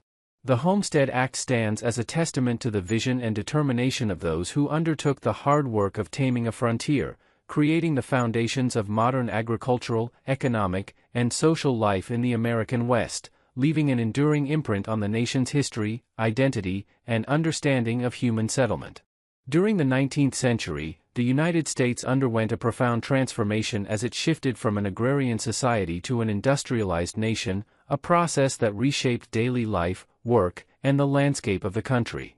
Factories, mills, and workshops began to appear in towns and cities, harnessing the power of steam engines, water wheels, and eventually electricity to increase production and efficiency. The textile industry, ironworks, and manufacturing of tools, machinery, and consumer goods grew rapidly, drawing labor from rural areas and immigrant populations seeking opportunity in the expanding economy. Life for workers was both promising and challenging, as long hours, low wages, and often unsafe working conditions contrasted with the potential for steady employment, skill development, and the chance to participate in a growing industrial economy. Cities expanded alongside factories, with streets, housing, and services emerging to support the influx of workers and their families. Immigrant communities played a crucial role in supplying labor, bringing skills, traditions, and cultural diversity, yet they also faced discrimination, language barriers, and difficult living conditions in crowded neighborhoods. Transportation innovations, including canals, railroads, and later telegraph lines, allowed goods, raw materials, and information to move rapidly, linking production centers to national and international markets. The rise of industrialization also altered social and economic structures, introducing new hierarchies of labor, management, and capital, while creating opportunities for entrepreneurship, innovation, and technological advancement. Workers, families, and communities adapted to these changes, learning new skills, establishing schools, and forming associations to support one another in an environment of rapid transformation. Each factory built, each mile of railroad laid, and each product manufactured contributed to a continuous narrative of growth, innovation, and human labor, illustrating how technological advancement and social adaptation intertwine to reshape the nation. The rise of industrialization in the 19th century reflects the dynamic interplay between human ambition, ingenuity, and the challenges of adaptation, leaving an enduring legacy on the economy, society, and daily life of the United States. Life in the rapidly expanding factories of 19th-century America was demanding, repetitive, and often perilous, reflecting the broader transformation of the nation from rural, agrarian communities to bustling urban centers of industry. Workers, including men, women, and even children, labored long hours, often 12 to 16 hours a day, performing tasks that required skill, strength, and constant attention, yet offered minimal safety or comfort. Machinery whirred, clanged, and roared, producing textiles, iron, machinery, and goods at speeds previously unimaginable, but the very machines that increased productivity also posed constant dangers, from entanglement to crushing injuries. The factory environment was loud, crowded, and poorly ventilated, and illnesses caused by dust, fibers, and chemical exposure were common, making every day a challenge to health and endurance. In urban areas surrounding factories, the influx of laborers led to rapid population growth, with streets, housing, and services struggling to keep pace. Tenement housing was often cramped and unsanitary, with entire families sharing small spaces, while water and sewage systems were rudimentary or non-existent, compounding public health challenges. Despite these hardships, communities developed resilience, establishing schools, churches, and social networks that offered support, cultural continuity, and opportunities for learning and social engagement. Immigrant communities, particularly from Ireland, Germany, and later Southern and Eastern Europe, played an essential role, bringing labor, skill, and cultural traditions, while simultaneously navigating discrimination, language barriers, and economic insecurity. The urban landscape was transformed, with factories, rail lines, ports, and warehouses dominating the horizon, symbolizing both opportunity and the relentless pace of industrial growth. Laborers adapted to this new rhythm of life, learning to balance the demands of work with family responsibilities, community life, and the maintenance of cultural traditions. Each day in the factory, each mile of rail laid, and each urban development contributed to a continuous narrative of adaptation, resilience, and human effort, illustrating the profound ways in which industrialization reshaped society, economy, and daily existence. The rise of industrial cities and factory life in the 19th century stands as a testament to both the ingenuity and endurance of the workforce, revealing how human labor, cooperation, and determination can transform not only landscapes and economies but also the fabric of social life itself. As industrialization progressed, the harsh realities of factory life, long hours, unsafe working conditions, and low wages sparked the growth of labor movements across the United States. Workers began to organize, forming unions, associations, and local committees to advocate for better conditions, fair pay, and reasonable hours. Strikes became a common, though often risky, method of protest, as men, women, and sometimes even children collectively refused work to demand improvements, challenging both factory owners and the prevailing social order. These efforts were met with resistance, as industrialists and government authorities frequently sought to suppress strikes, using legal measures, replacement labor, and, in some cases, force, highlighting the tension between labor and capital in a rapidly changing economy.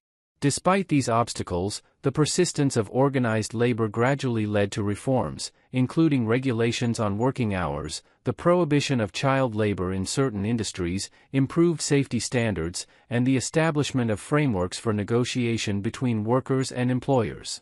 The labor movements also fostered solidarity among diverse groups of workers, bridging language, cultural, and ethnic differences, as immigrants and native-born Americans learned to unite for shared goals and mutual support.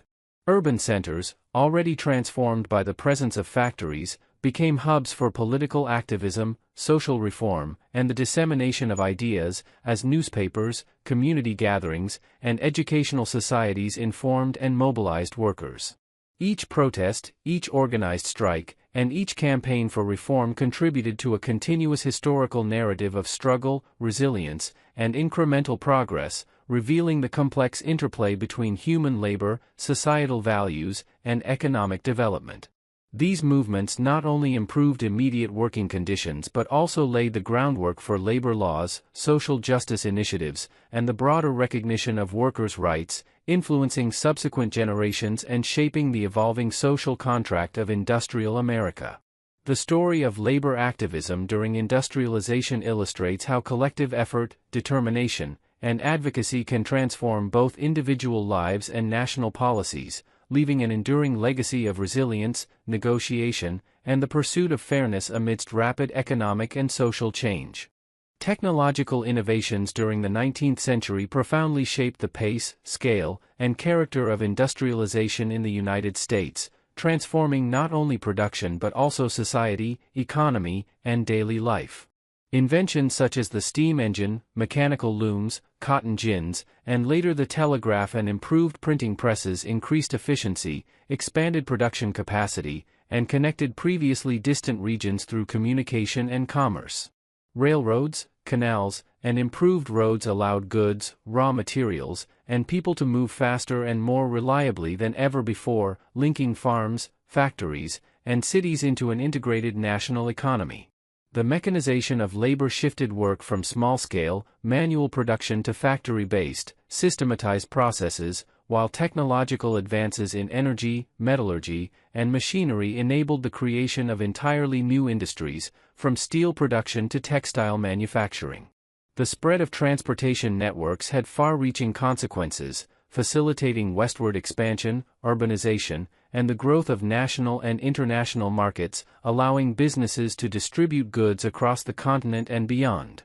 Communities adapted to these changes, as towns and cities grew around factories, ports, and rail lines, creating new patterns of settlement, commerce, and cultural exchange. At the same time, technological change challenged traditional ways of life, as artisans, farmers, and small-scale craftsmen adjusted to a rapidly shifting economy and labor market. Each invention, each mile of track, and each industrial process contributed to a continuous narrative of human ingenuity, adaptation, and the transformative power of technology when combined with labor, capital, and vision. The cumulative effect of these innovations was a nation increasingly interconnected, productive, and complex, yet one that also faced new social, environmental, and economic challenges. Industrialization and its technological advancements reshaped the American landscape and identity, demonstrating how deliberate human creativity, perseverance, and adaptation could revolutionize society, create opportunity, and leave a lasting imprint on history. The story of this era reveals both the promise and the challenges of progress, illustrating the interplay between invention, human labor, and the evolving needs of a nation poised for unprecedented growth and transformation. By the late 19th century, the United States faced profound social, economic, and political challenges brought about by rapid industrialization, urbanization, and population growth.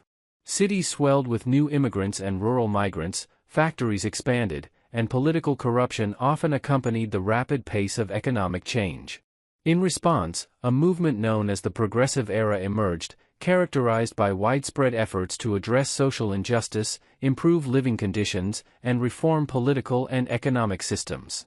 Reformers sought to regulate industries, improve labor standards, provide education and public health services, and ensure fair governance, believing that deliberate action and civic responsibility could address the inequalities and excesses of industrial society.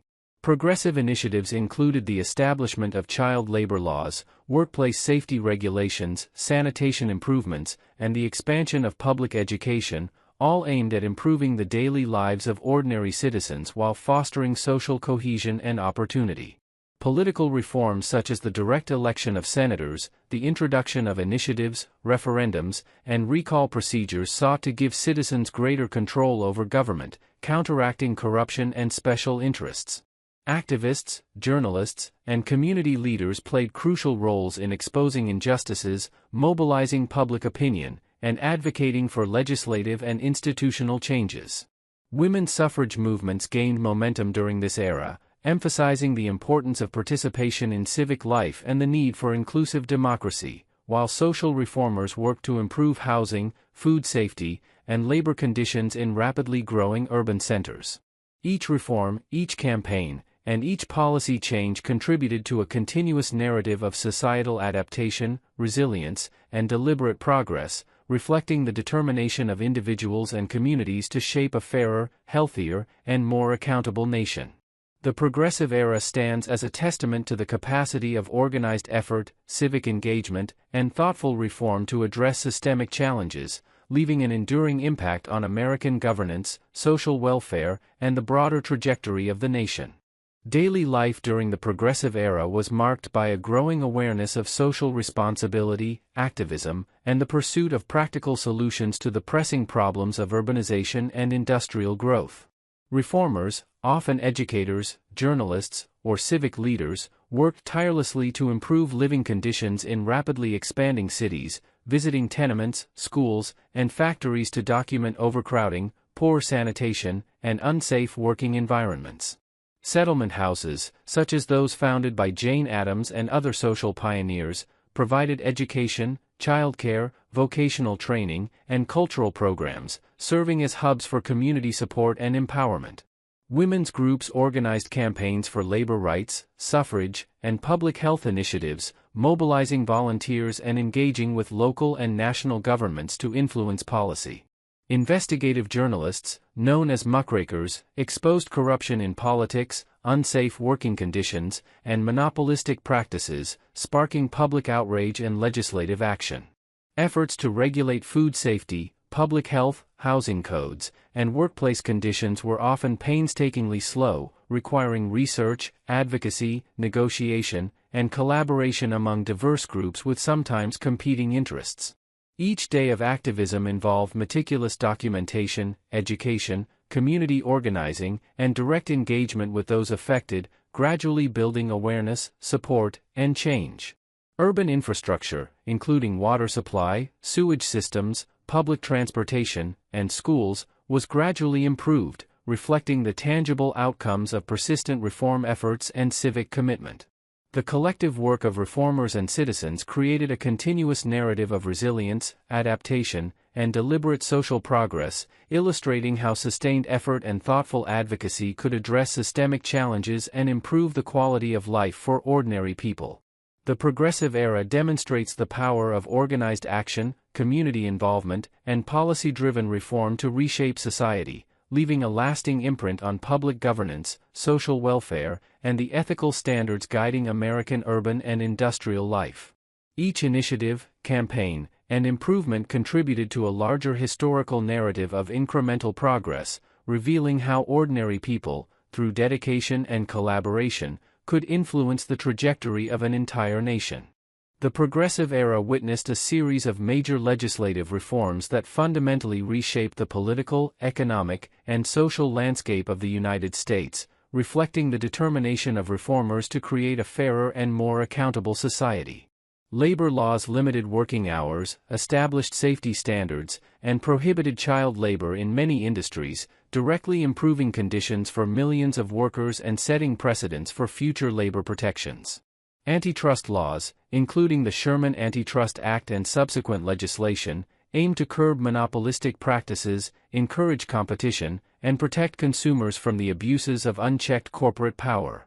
Public health and safety reforms addressed contaminated food and water, unsafe housing, and disease prevention, establishing regulatory bodies such as the Food and Drug Administration to enforce standards and protect the public. Electoral and political reforms, including the direct election of senators, the introduction of initiatives, referendums, and recall procedures, expanded democratic participation and increased accountability, counteracting political corruption and special interest influence. Women's suffrage, culminating in the 19th Amendment, represented a landmark achievement, extending political rights to half the population and symbolizing broader social and cultural change. Education, social services, and settlement house programs laid the foundation for improved social mobility, literacy, and civic engagement, connecting individual improvement with national progress. Each legislative achievement and reform effort contributed to a continuous narrative of societal adaptation, illustrating the interplay between grassroots activism, policy innovation, and the persistent pursuit of justice. The lasting impact of the Progressive Era can be seen in modern labor protections, consumer safety standards, public health initiatives, democratic governance, and social programs that continue to influence daily life and policy. Beyond immediate reforms, the era demonstrated that deliberate, organized, and persistent civic action could shape national priorities, transform institutions, and leave a durable imprint on society.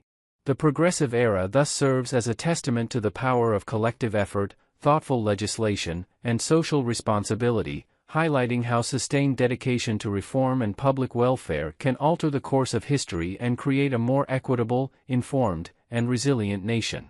The Great Depression, beginning in 1929, was one of the most profound economic crises in the history of the United States, affecting millions of families, workers, and communities across the nation. Stock market crashes, bank failures, widespread unemployment, and the collapse of industries created a sense of uncertainty and despair as people struggled to secure food, shelter, and basic necessities. Families were forced to adapt to rapidly changing circumstances, with men, women, and children finding ways to survive through work, charity, and frugal management of limited resources.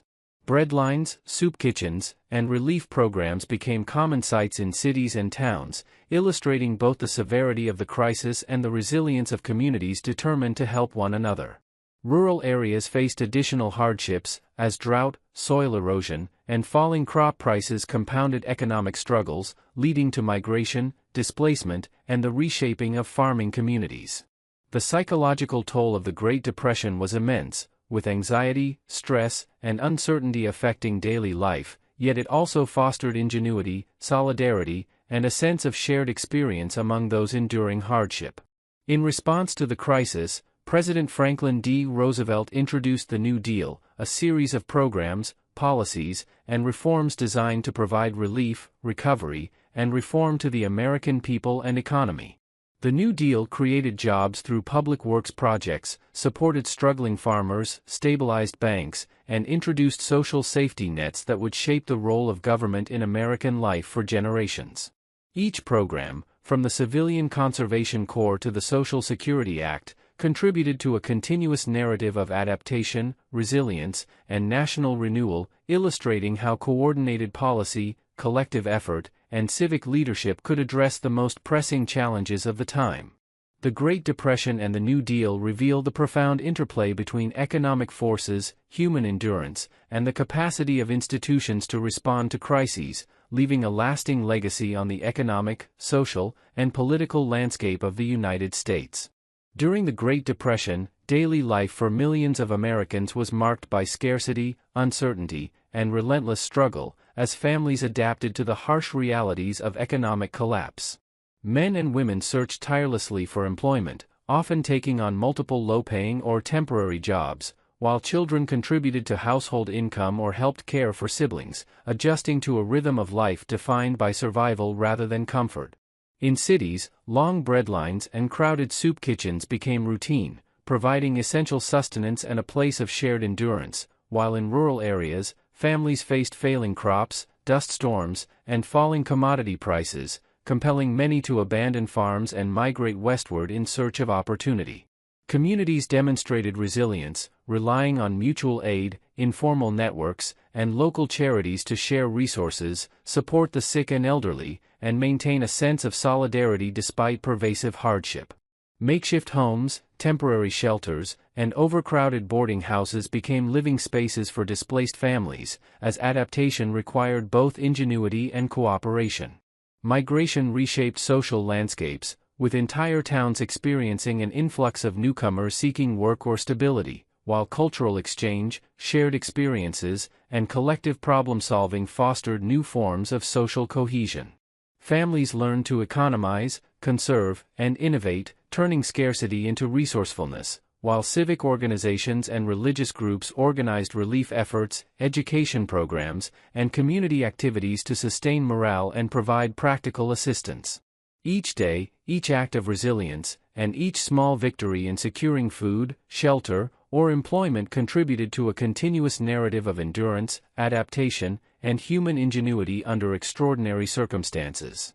The Great Depression illustrates the profound challenges of economic upheaval, but it also reveals the capacity of individuals and communities to navigate adversity, sustain hope, and lay the groundwork for recovery, creating a story of shared experience, determination, and the enduring strength of human spirit that continues to resonate in the history of the United States.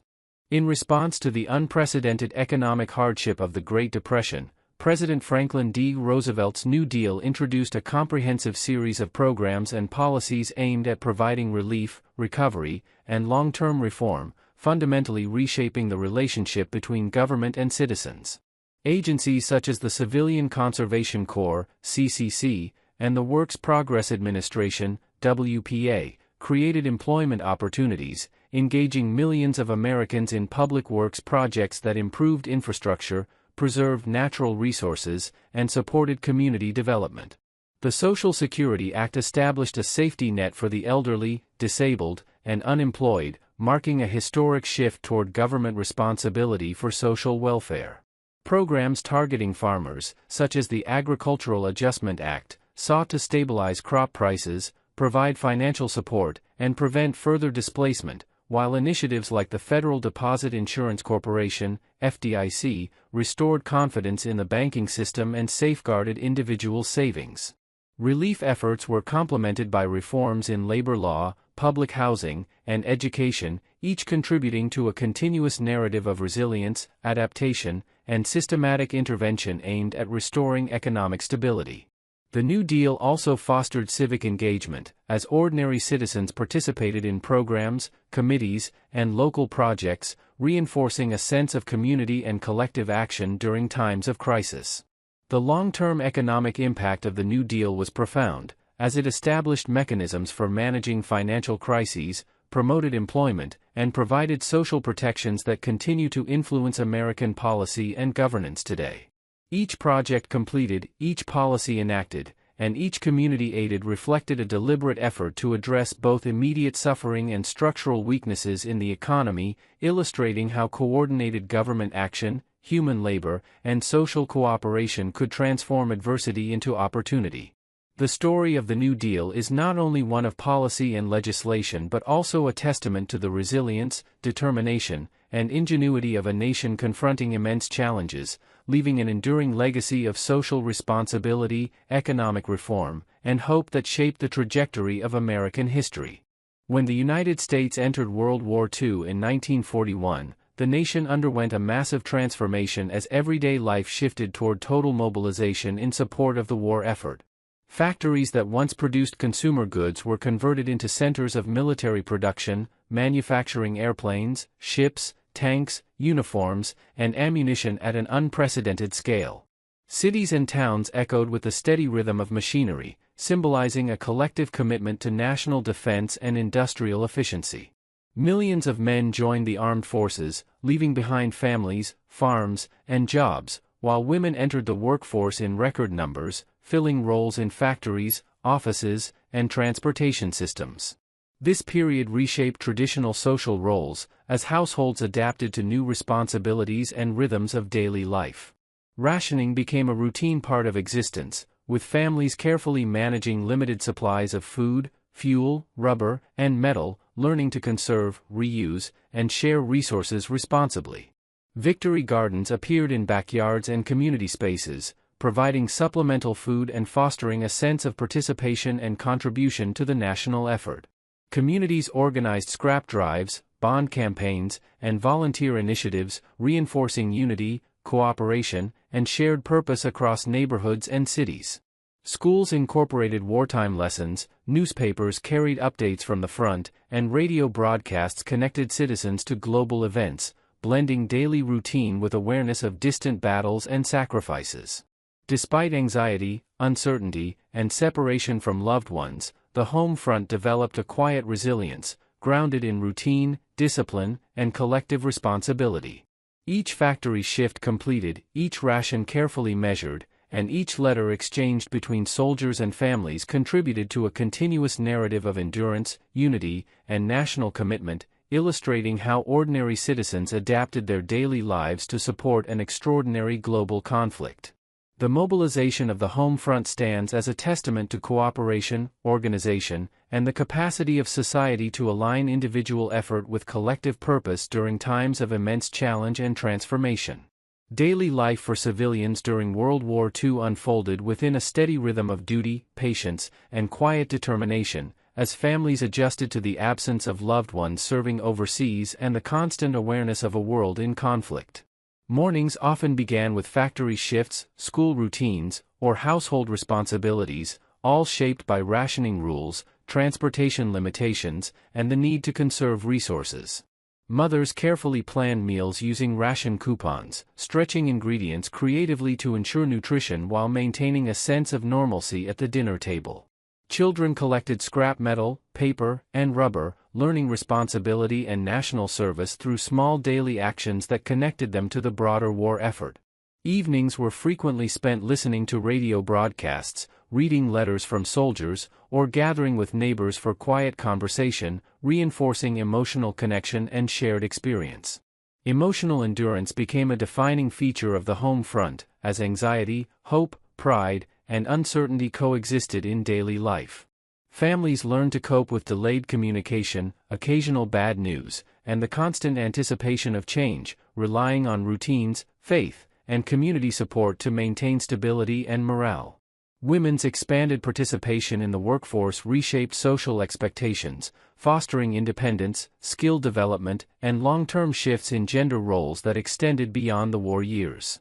Cultural life adapted as well, with films, music, and literature reflecting themes of sacrifice, unity, and perseverance, offering comfort and distraction from wartime pressures. Neighborhoods organized volunteer programs, childcare exchanges, and community kitchens, reinforcing networks of cooperation and mutual aid. Each small act of discipline, patience, and kindness contributed to a continuous narrative of collective endurance, illustrating how ordinary citizens sustained emotional balance and social cohesion during prolonged uncertainty. The home front experience reveals the subtle strength of routine, cooperation, and shared responsibility, showing how society can remain resilient, adaptable, and compassionate even under the long shadow of global conflict. This period of civilian life during World War II left a lasting imprint on social structures, cultural identity, and the understanding of collective effort, demonstrating the quiet power of everyday perseverance in shaping historical outcomes. As World War II came to an end in 1945, the United States entered a period of transition marked by relief, reflection, and rapid transformation, as millions of soldiers returned home and communities adjusted to peacetime life. Factories that had produced military equipment shifted back to consumer goods, fueling a surge in manufacturing, employment, and household consumption. The economy expanded steadily, supported by government programs such as the GI Bill, which provided returning veterans with access to education, housing loans, and business opportunities, reshaping the social and economic landscape of the nation. Suburban neighborhoods grew as families sought stability, comfort, and a renewed sense of normalcy, while highways, schools, and commercial centers expanded to support population growth and mobility. Technological advancements developed during wartime found civilian applications, improving transportation, communication, healthcare, and household convenience, further accelerating modernization and economic prosperity. Social roles continued to evolve, as women balanced post-war expectations with newly gained skills and independence, influencing long-term shifts in workforce participation and family dynamics. Cultural life reflected optimism and ambition, with media, entertainment, and education emphasizing progress, innovation, and national confidence. At the same time, the post-war era revealed underlying challenges, including racial inequality, housing disparities, and geopolitical tensions that would shape future decades. Each returning family, each new home built, and each educational opportunity accessed contributed to a continuous narrative of recovery, growth, and adaptation, illustrating how societies transition from crisis to stability through coordinated effort, planning, and resilience. The post-war economic boom and social transformation left a lasting legacy on American identity, infrastructure, and expectations of prosperity, demonstrating the enduring impact of collective mobilization, policy support, and human aspiration in shaping national development and historical continuity. After the conclusion of World War II, the global balance of power shifted, and the United States entered a prolonged period of geopolitical tension known as the Cold War, defined by ideological rivalry, strategic competition, and cautious diplomacy between the United States and the Soviet Union. Rather than direct large-scale warfare, the conflict unfolded through political influence, military preparedness, technological development, and symbolic demonstrations of power, shaping international relations and domestic life for decades. Civil defense drills, public awareness campaigns, and media coverage brought global tensions into everyday routines, subtly influencing how families, schools, and communities perceived security, responsibility, and preparedness. At the same time, scientific and technological competition accelerated, as both nations invested heavily in research, engineering, and education to demonstrate leadership and innovation. The space race emerged as a visible and inspiring dimension of this rivalry, beginning with satellite launches and advancing toward human spaceflight, orbital missions, and lunar exploration. Rocket development, astronaut training, and space laboratories captured public imagination, blending scientific ambition with national pride and long-term strategic objectives. Schools emphasized mathematics and science education, while universities expanded research programs, shaping a generation of engineers, scientists, and innovators. Media broadcasts of launches, missions, and discoveries created shared moments of anticipation and reflection, connecting ordinary citizens to distant frontiers beyond Earth. Daily life continued with routines of work, family, and community, yet beneath this calm rhythm existed an awareness of global uncertainty balanced by optimism in technological progress. Each scientific breakthrough, each policy decision, and each educational investment contributed to a continuous narrative of innovation, vigilance, and aspiration, illustrating how competition, curiosity, and cooperation shaped a transformative era in modern history. The Cold War and space race together reflect the delicate balance between caution and creativity, revealing how humanity's drive to explore, understand, and advance can coexist with the complexities of global rivalry and long-term strategic thinking. Daily life during the Cold War unfolded with a quiet balance between routine normalcy and underlying global tension, as families continued their everyday activities while remaining subtly aware of international rivalry and the possibility of conflict. Schools regularly conducted civil defense drills, teaching children how to respond calmly to emergency signals, reinforcing discipline and preparedness as part of daily education. Families followed news broadcasts on radio and television, listening to updates about diplomatic negotiations, scientific achievements, and international developments, integrating global awareness into household conversations and routines. Neighborhoods participated in preparedness programs, maintaining emergency supplies and learning basic safety procedures, creating a sense of shared responsibility and collective vigilance. Nuclear anxiety, though rarely openly discussed, influenced cultural attitudes, architecture, and planning, with shelters, reinforced buildings, and public awareness campaigns becoming quiet symbols of caution and long-term preparedness. At the same time, optimism in science and education expanded, as schools emphasized mathematics, engineering, and scientific literacy, encouraging students to pursue careers that supported technological advancement and national innovation. Libraries, museums, and educational programs flourished, reflecting a cultural commitment to knowledge, research, and intellectual growth.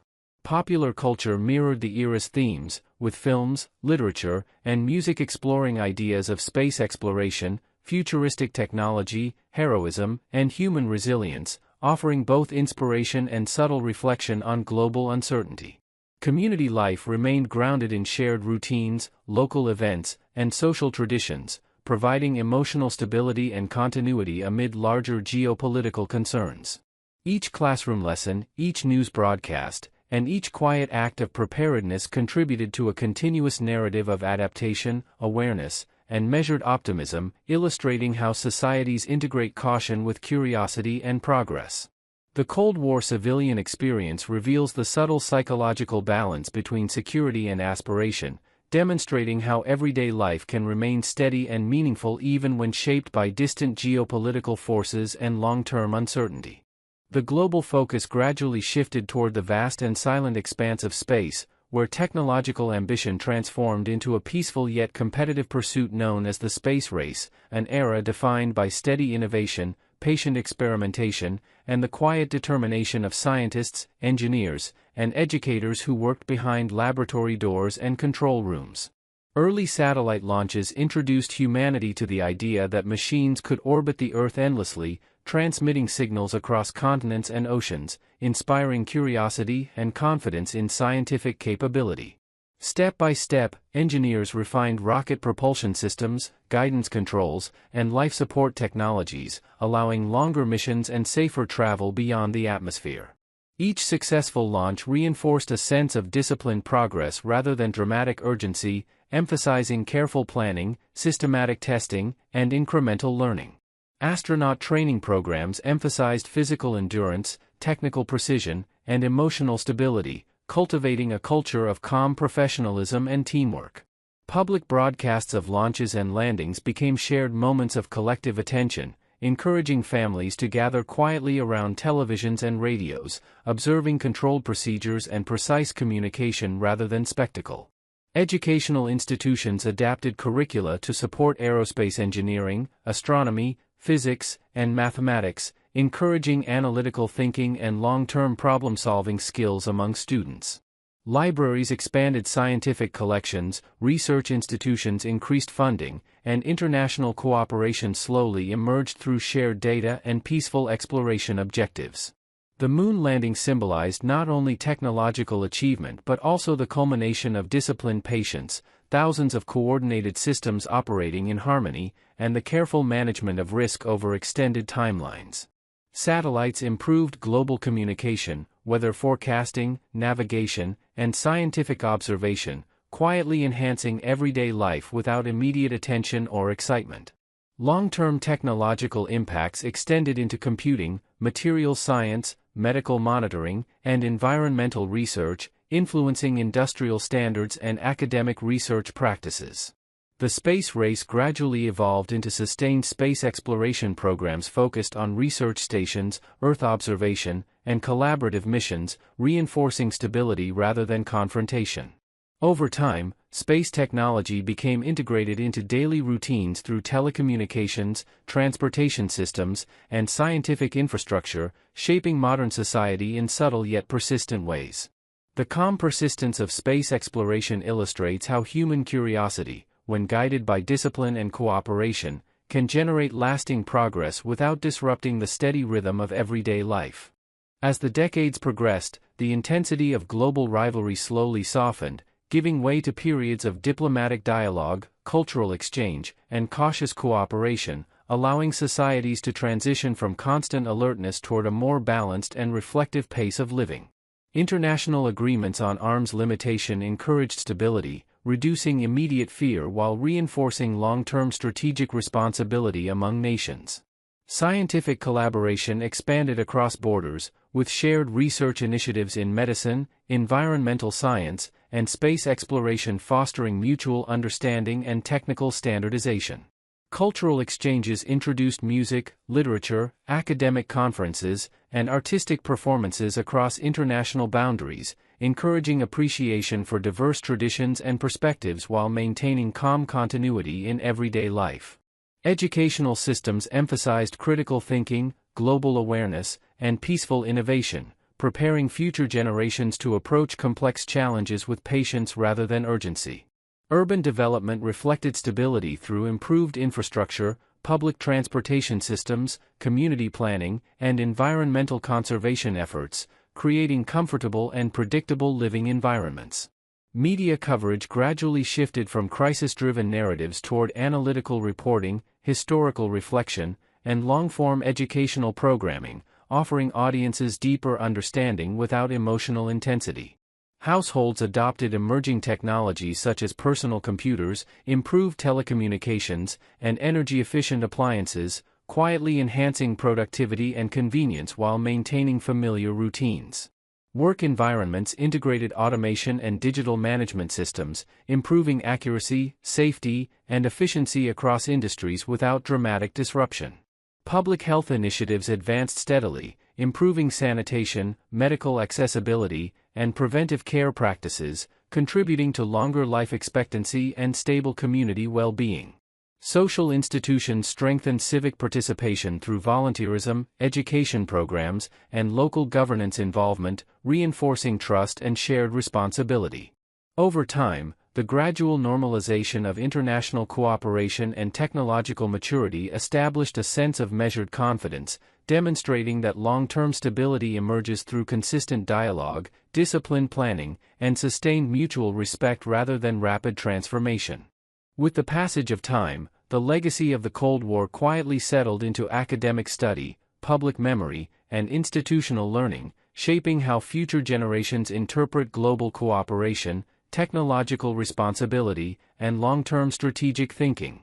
Universities expanded programs in international relations, political science, engineering ethics, and systems analysis, encouraging students to evaluate historical decisions with analytical calm rather than emotional judgment. Museums curated exhibits that documented technological milestones, diplomatic negotiations, and civilian life experiences, presenting historical continuity through carefully preserved artifacts and measured interpretation. Archival research initiatives digitize documents and recordings, allowing scholars to examine patterns of policy development, crisis management, and negotiation strategies with precision and patience. Public education programs emphasized balanced historical narratives, promoting critical reasoning and evidence-based understanding of complex geopolitical dynamics. Documentary filmmaking and long-form educational media adopted slow pacing, detailed narration, and reflective storytelling techniques, offering audiences quiet immersion into historical processes rather than sensational dramatization.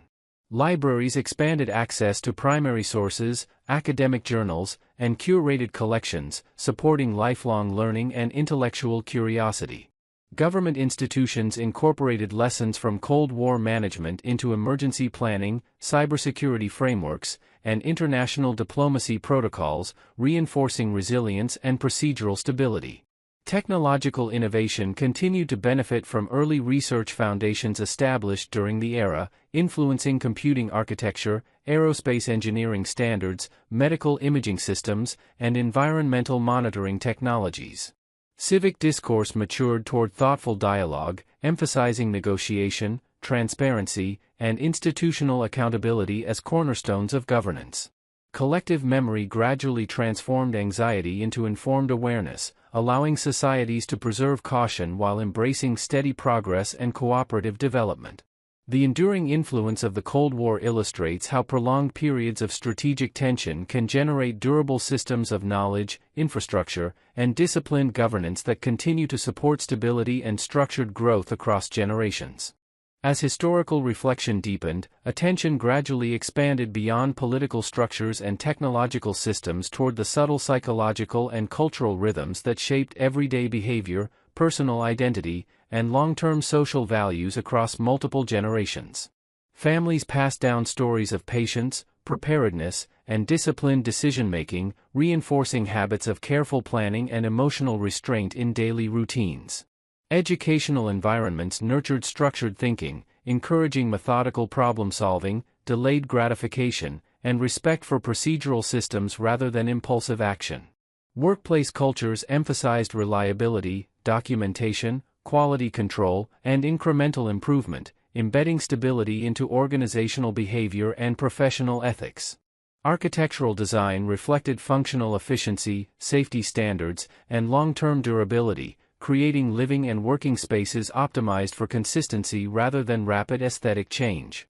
Public communication systems favored clarity, repetition, and standardized messaging, promoting trust and predictability across institutions.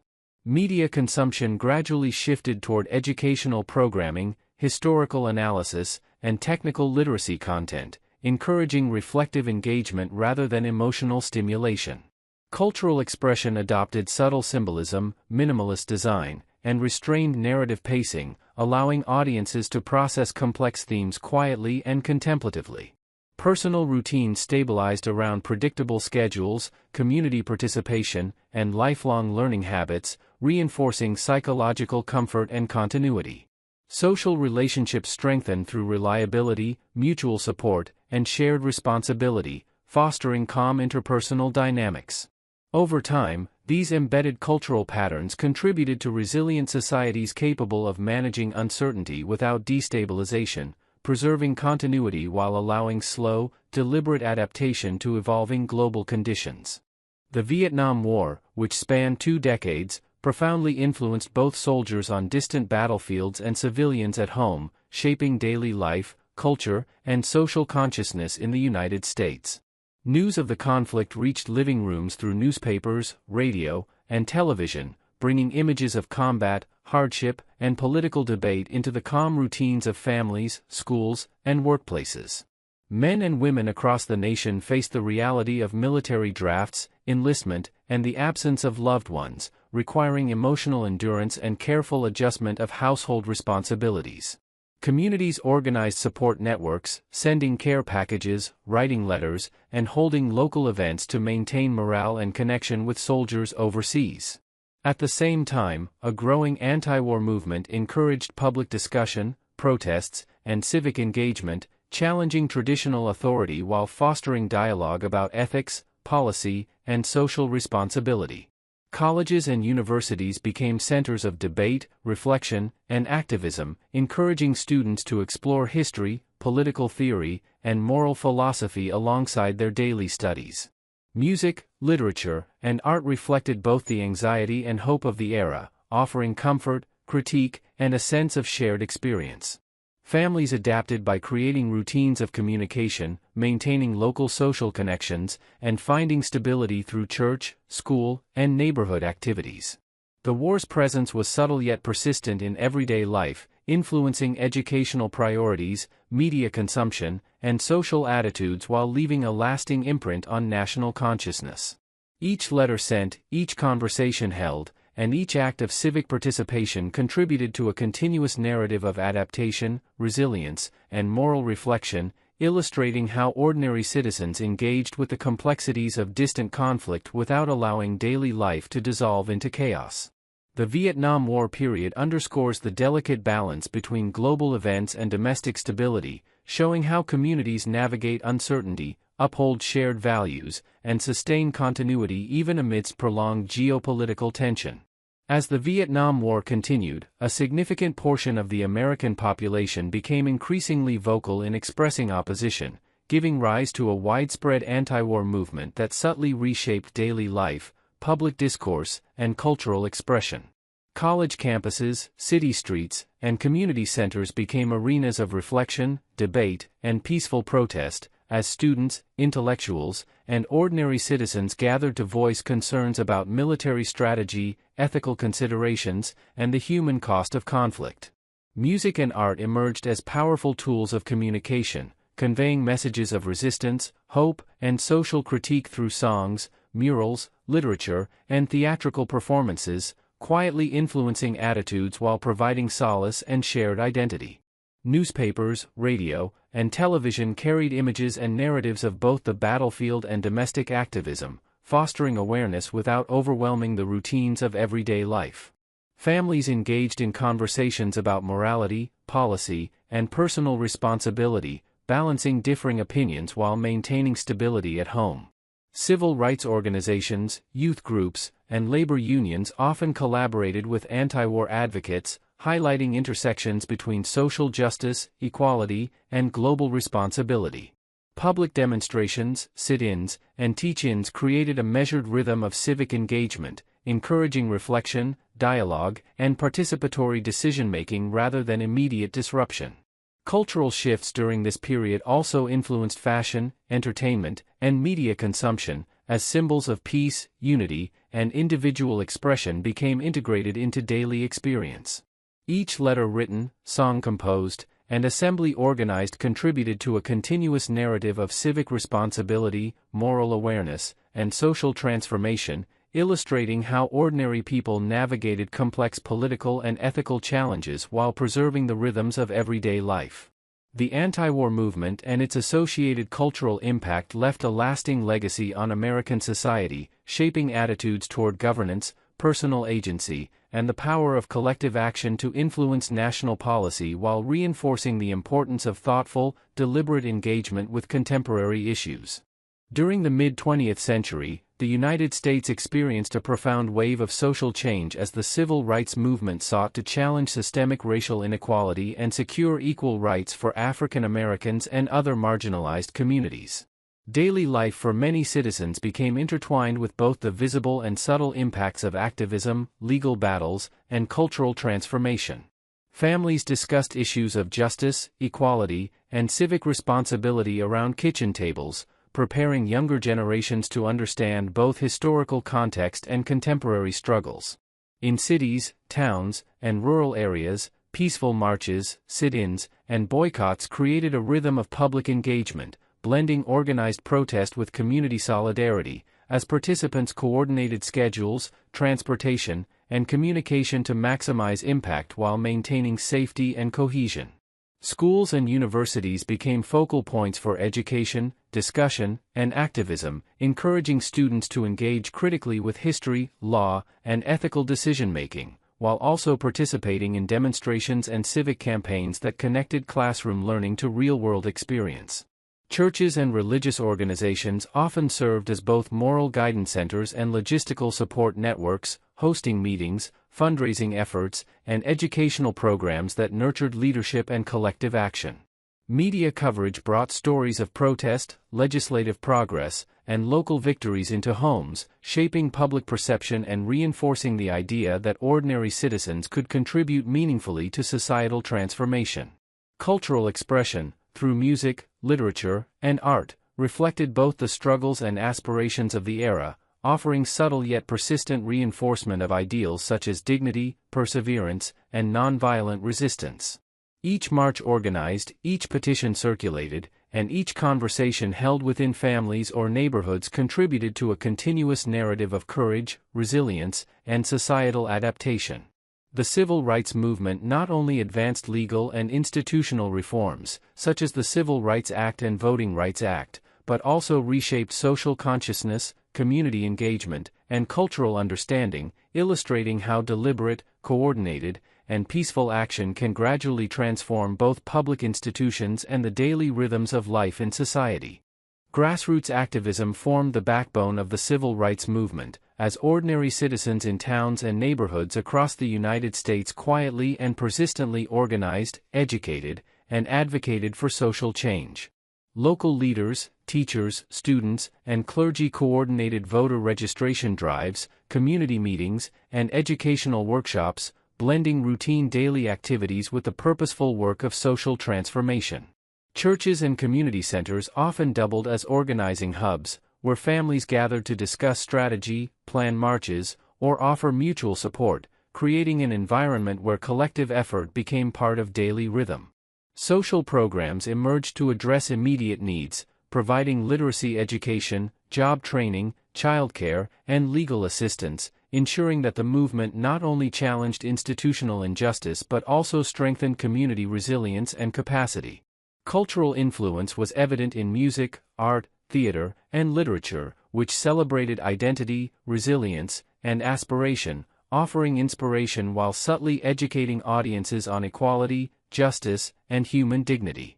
Songs of hope and perseverance resonated quietly in homes and public spaces, while visual arts and theatrical performances reflected the lived experiences of those affected by segregation and discrimination. Children and young people, even when not directly participating in protests, absorbed lessons of civic responsibility, empathy, and leadership through observation, storytelling, and local engagement, ensuring that values of justice and equality became interwoven with everyday life. Each volunteer hour, every local program initiated, and each cultural creation contributed to a continuous narrative of empowerment, patience, and deliberate progress, demonstrating how persistent, community-centered action can gradually transform societal norms and institutional practices. The grassroots dimension of the civil rights movement reveals the subtle but enduring power of ordinary people acting together, showing that deep, long-lasting social change often emerges from quiet, sustained effort integrated seamlessly into daily routines, collective responsibility, and shared cultural consciousness. National legislative victories during the civil rights movement marked pivotal moments in the long struggle for equality, transforming legal frameworks, social norms, and daily life across the United States. Landmark laws such as the Civil Rights Act of 1964 prohibited discrimination based on race, color, religion, sex, or national origin, reshaping workplaces, schools, public accommodations, and government institutions, while the Voting Rights Act of 1965 ensured that African Americans and other marginalized groups could participate fully in democratic processes without systematic obstruction. These legislative achievements had subtle yet profound effects on everyday life, influencing hiring practices, school integration, neighborhood interactions, and civic engagement. Communities gradually adapted to new expectations of equality, as families, neighbors, and coworkers navigated changing social norms with patience, awareness, and mutual respect. Educational institutions reflected these changes by promoting inclusive curricula, equitable access, and opportunities for dialogue on history, ethics, and civic responsibility, allowing students to internalize the values of fairness and justice within their daily routines. Cultural expressions, through literature, film, music, and public art, continued to reinforce themes of resilience, dignity, and shared humanity, subtly shaping attitudes and expectations within households, neighborhoods, and workplaces. Social programs expanded, focusing on economic empowerment, literacy, healthcare, and community development, creating tangible improvements in living conditions while fostering a sense of collective purpose and inclusion. Each new policy implemented, each community initiative undertaken, and each personal commitment to equality contributed to a continuous narrative of societal adaptation, moral reflection, and deliberate progress. The civil rights movement's national victories and ongoing social impact illustrate how carefully constructed legal frameworks, combined with persistent grassroots effort, can gradually integrate principles of justice and fairness into the everyday rhythms of life, ensuring that historical struggles continue to influence contemporary society, guide civic responsibility, and shape the long-term cultural and ethical identity of a nation. During the latter part of the 20th century, the United States experienced profound technological innovation, economic shifts, and cultural transformation, quietly reshaping daily life, social patterns, and national identity. Personal computing began to enter homes, offices, and schools, gradually altering how people worked, communicated, and accessed information, while the expansion of telecommunications improved connectivity across cities, states, and continents. Industries adapted to automation, digital processing, and advanced manufacturing, influencing employment patterns, workplace culture, and economic productivity, as businesses balanced efficiency with human labor. Communities observed subtle changes in daily routines as people integrated new technologies into household management, professional work, and educational practices, slowly reshaping habits, expectations, and social interactions. Cultural transformation was evident through music, film, television, literature, and fashion, reflecting evolving social norms, aspirations, and identities, while providing a mirror to the experiences and challenges of contemporary life. Economic shifts, including periods of inflation, recessions, and recovery, prompted families to adjust spending, saving, and investment behaviors, cultivating resilience and long-term planning within households. Educational institutions embraced emerging fields such as computer science, environmental studies, and global economics, preparing students for participation in a rapidly modernizing society while embedding reflective thinking and problem-solving skills into daily learning. Public policy and social programs evolved to address new challenges, including technological regulation, workforce retraining, and access to education and healthcare, reinforcing the connection between governance and citizen well-being. Each technological adoption, cultural creation, and economic adjustment contributed to a continuous narrative of adaptation, innovation, and deliberate social evolution, illustrating how a society can integrate rapid progress into the familiar rhythms of daily life. The era of the late 20th century demonstrates that steady, incremental innovation, when coupled with education, policy support, and cultural reflection, can transform both individual experiences and collective identity, leaving enduring legacies in work, family life, and national development. As the Cold War gradually drew to a close, international relations shifted from ideological rivalry toward economic cooperation, diplomatic engagement, and cultural exchange, allowing societies to experience a calmer and more interconnected global environment.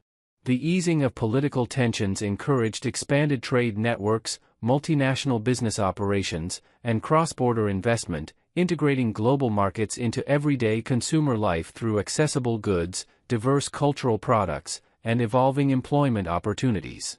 Advances in communication technology, including satellite broadcasting, personal computing, and early Internet development, enabled faster information exchange, international collaboration, and educational connectivity, subtly reshaping how individuals learned, worked, and communicated across distances. Families observed these changes through increased access to international media, global news coverage, and multicultural influences in food, fashion, and entertainment, enriching daily routines without disrupting familiar rhythms. Educational systems expanded international studies, language programs, and exchange opportunities, cultivating global awareness and intercultural competence among students while maintaining structured academic continuity. Work environments adopted digital tools, global supply coordination, and standardized management systems, improving efficiency, documentation, and reliability across industries. Urban development reflected international integration through improved transportation infrastructure, multicultural neighborhoods, and diverse commercial districts, enhancing social interaction and economic vitality. Cultural expression continued to evolve, blending local traditions with global influences in music, film, art, and literature, fostering creativity and cross-cultural appreciation. Public institutions strengthened regulatory frameworks to support international commerce, data management, and environmental responsibility, ensuring stability amid increased interconnectedness. Each technological upgrade, cross-border interaction, and cultural exchange contributed to a continuous narrative of gradual integration, measured optimism, and long-term cooperation, illustrating how the conclusion of prolonged geopolitical tension can generate sustained stability, innovation, and global engagement within the everyday rhythms of life. As the United States transitioned into the digital age, daily life became increasingly shaped by information technology, interconnected systems, and knowledge-based industries, while maintaining the steady rhythms of familiar routines and social structures. Personal computers, mobile communication, and expanding digital networks gradually simplified access to information, education, and professional collaboration, allowing individuals to manage tasks with greater efficiency and long-term organization rather than urgency. Work environments integrated data management, automation, and remote communication tools, enhancing accuracy, documentation, and operational continuity across sectors such as healthcare, education, finance, and manufacturing. Educational institutions embraced digital literacy, research platforms, and global collaboration opportunities, cultivating analytical thinking, adaptability, and lifelong learning habits among students. Communities experienced subtle transformation as online communication complemented traditional face-to-face interaction, preserving social connection while expanding reach and inclusivity. Cultural production adapted to digital platforms, allowing music, literature, film, and educational content to reach broader audiences while maintaining creative integrity and reflective pacing. Public policy frameworks evolved to address cybersecurity, privacy protection, infrastructure resilience, and digital accessibility, reinforcing stability and trust within expanding technological ecosystems. Environmental awareness increased through data-driven research, sustainable planning initiatives, and community education programs, integrating responsibility into everyday decision-making. Health systems adopted digital record-keeping, diagnostic technologies, and telecommunication services, improving continuity of care and long-term monitoring without disrupting patient comfort. Each innovation, institutional adaptation, and cultural shift contributed to a continuous narrative of disciplined progress, balanced growth, and thoughtful integration of technology into human life. The long arc of American history, from early settlement to digital society, demonstrates how steady adaptation, cooperative institutions, and informed citizenship can sustain social stability, innovation, and resilience across generations. This calm and reflective progression offers a reassuring outlook, reminding listeners that enduring development emerges through patience, learning, and responsible stewardship rather than speed or disruption, allowing the story of society to gently continue forward in quiet continuity. As the narrative gently settles into quiet continuity, the rhythm of daily life continues without urgency, guided by familiar routines, stable institutions, and the steady flow of time. Mornings unfold with predictable light, households move calmly through simple tasks, and communities function through small, dependable interactions that rarely draw attention yet sustain social balance. Streets carry the soft movement of people commuting, parks reflect slow seasonal change, and libraries remain silent centers of reflection and learning. Technology operates quietly in the background, supporting communication, transportation, healthcare, and education with reliable consistency rather than visible excitement. Generations pass knowledge forward through teaching, storytelling, and example, preserving lessons of patience, responsibility, and thoughtful planning. Economic systems maintain steady circulation, supporting livelihoods through structured processes and long-term stability. Cultural traditions remain alive through music, food, language, and shared memory, offering comfort and continuity across time. Environmental awareness gradually deepens as communities observe natural cycles, weather patterns, and sustainable practices with calm attentiveness. Public services operate through routine maintenance, careful regulation, and measured improvement, reinforcing trust and predictability. Even as innovation continues quietly, it integrates seamlessly into existing systems without disturbing the natural pace of life. Each day resembles the previous one in gentle familiarity, creating a comforting sense of repetition that supports rest, reflection, and mental ease. The story does not truly end but instead flows forward softly, like a steady river moving through familiar landscapes, allowing the listener to remain relaxed, grounded, and undisturbed as time continues its calm passage. As the story gently comes to a quiet pause, allow your thoughts to soften and your breathing to remain slow and natural. There is nothing more you need to follow, nothing more you need to hold on to, only the calm rhythm of rest continuing peacefully. The day has faded, the mind has grown still, and the body can remain comfortably relaxed. Let the silence between the words feel warm and steady, like a soft night breeze moving through a quiet space. If you are already drifting into sleep, allow yourself to remain there without effort or awareness. If you are still awake, simply rest quietly and enjoy the calm stillness that surrounds you. Thank you for sharing this peaceful time and allowing this gentle story to accompany your night. May your rest remain deep, steady, and undisturbed. Good night, and rest well.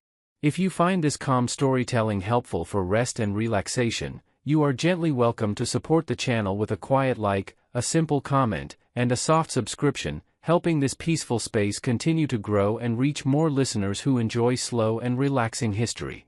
Thank you for your kind support. Good night, and rest well.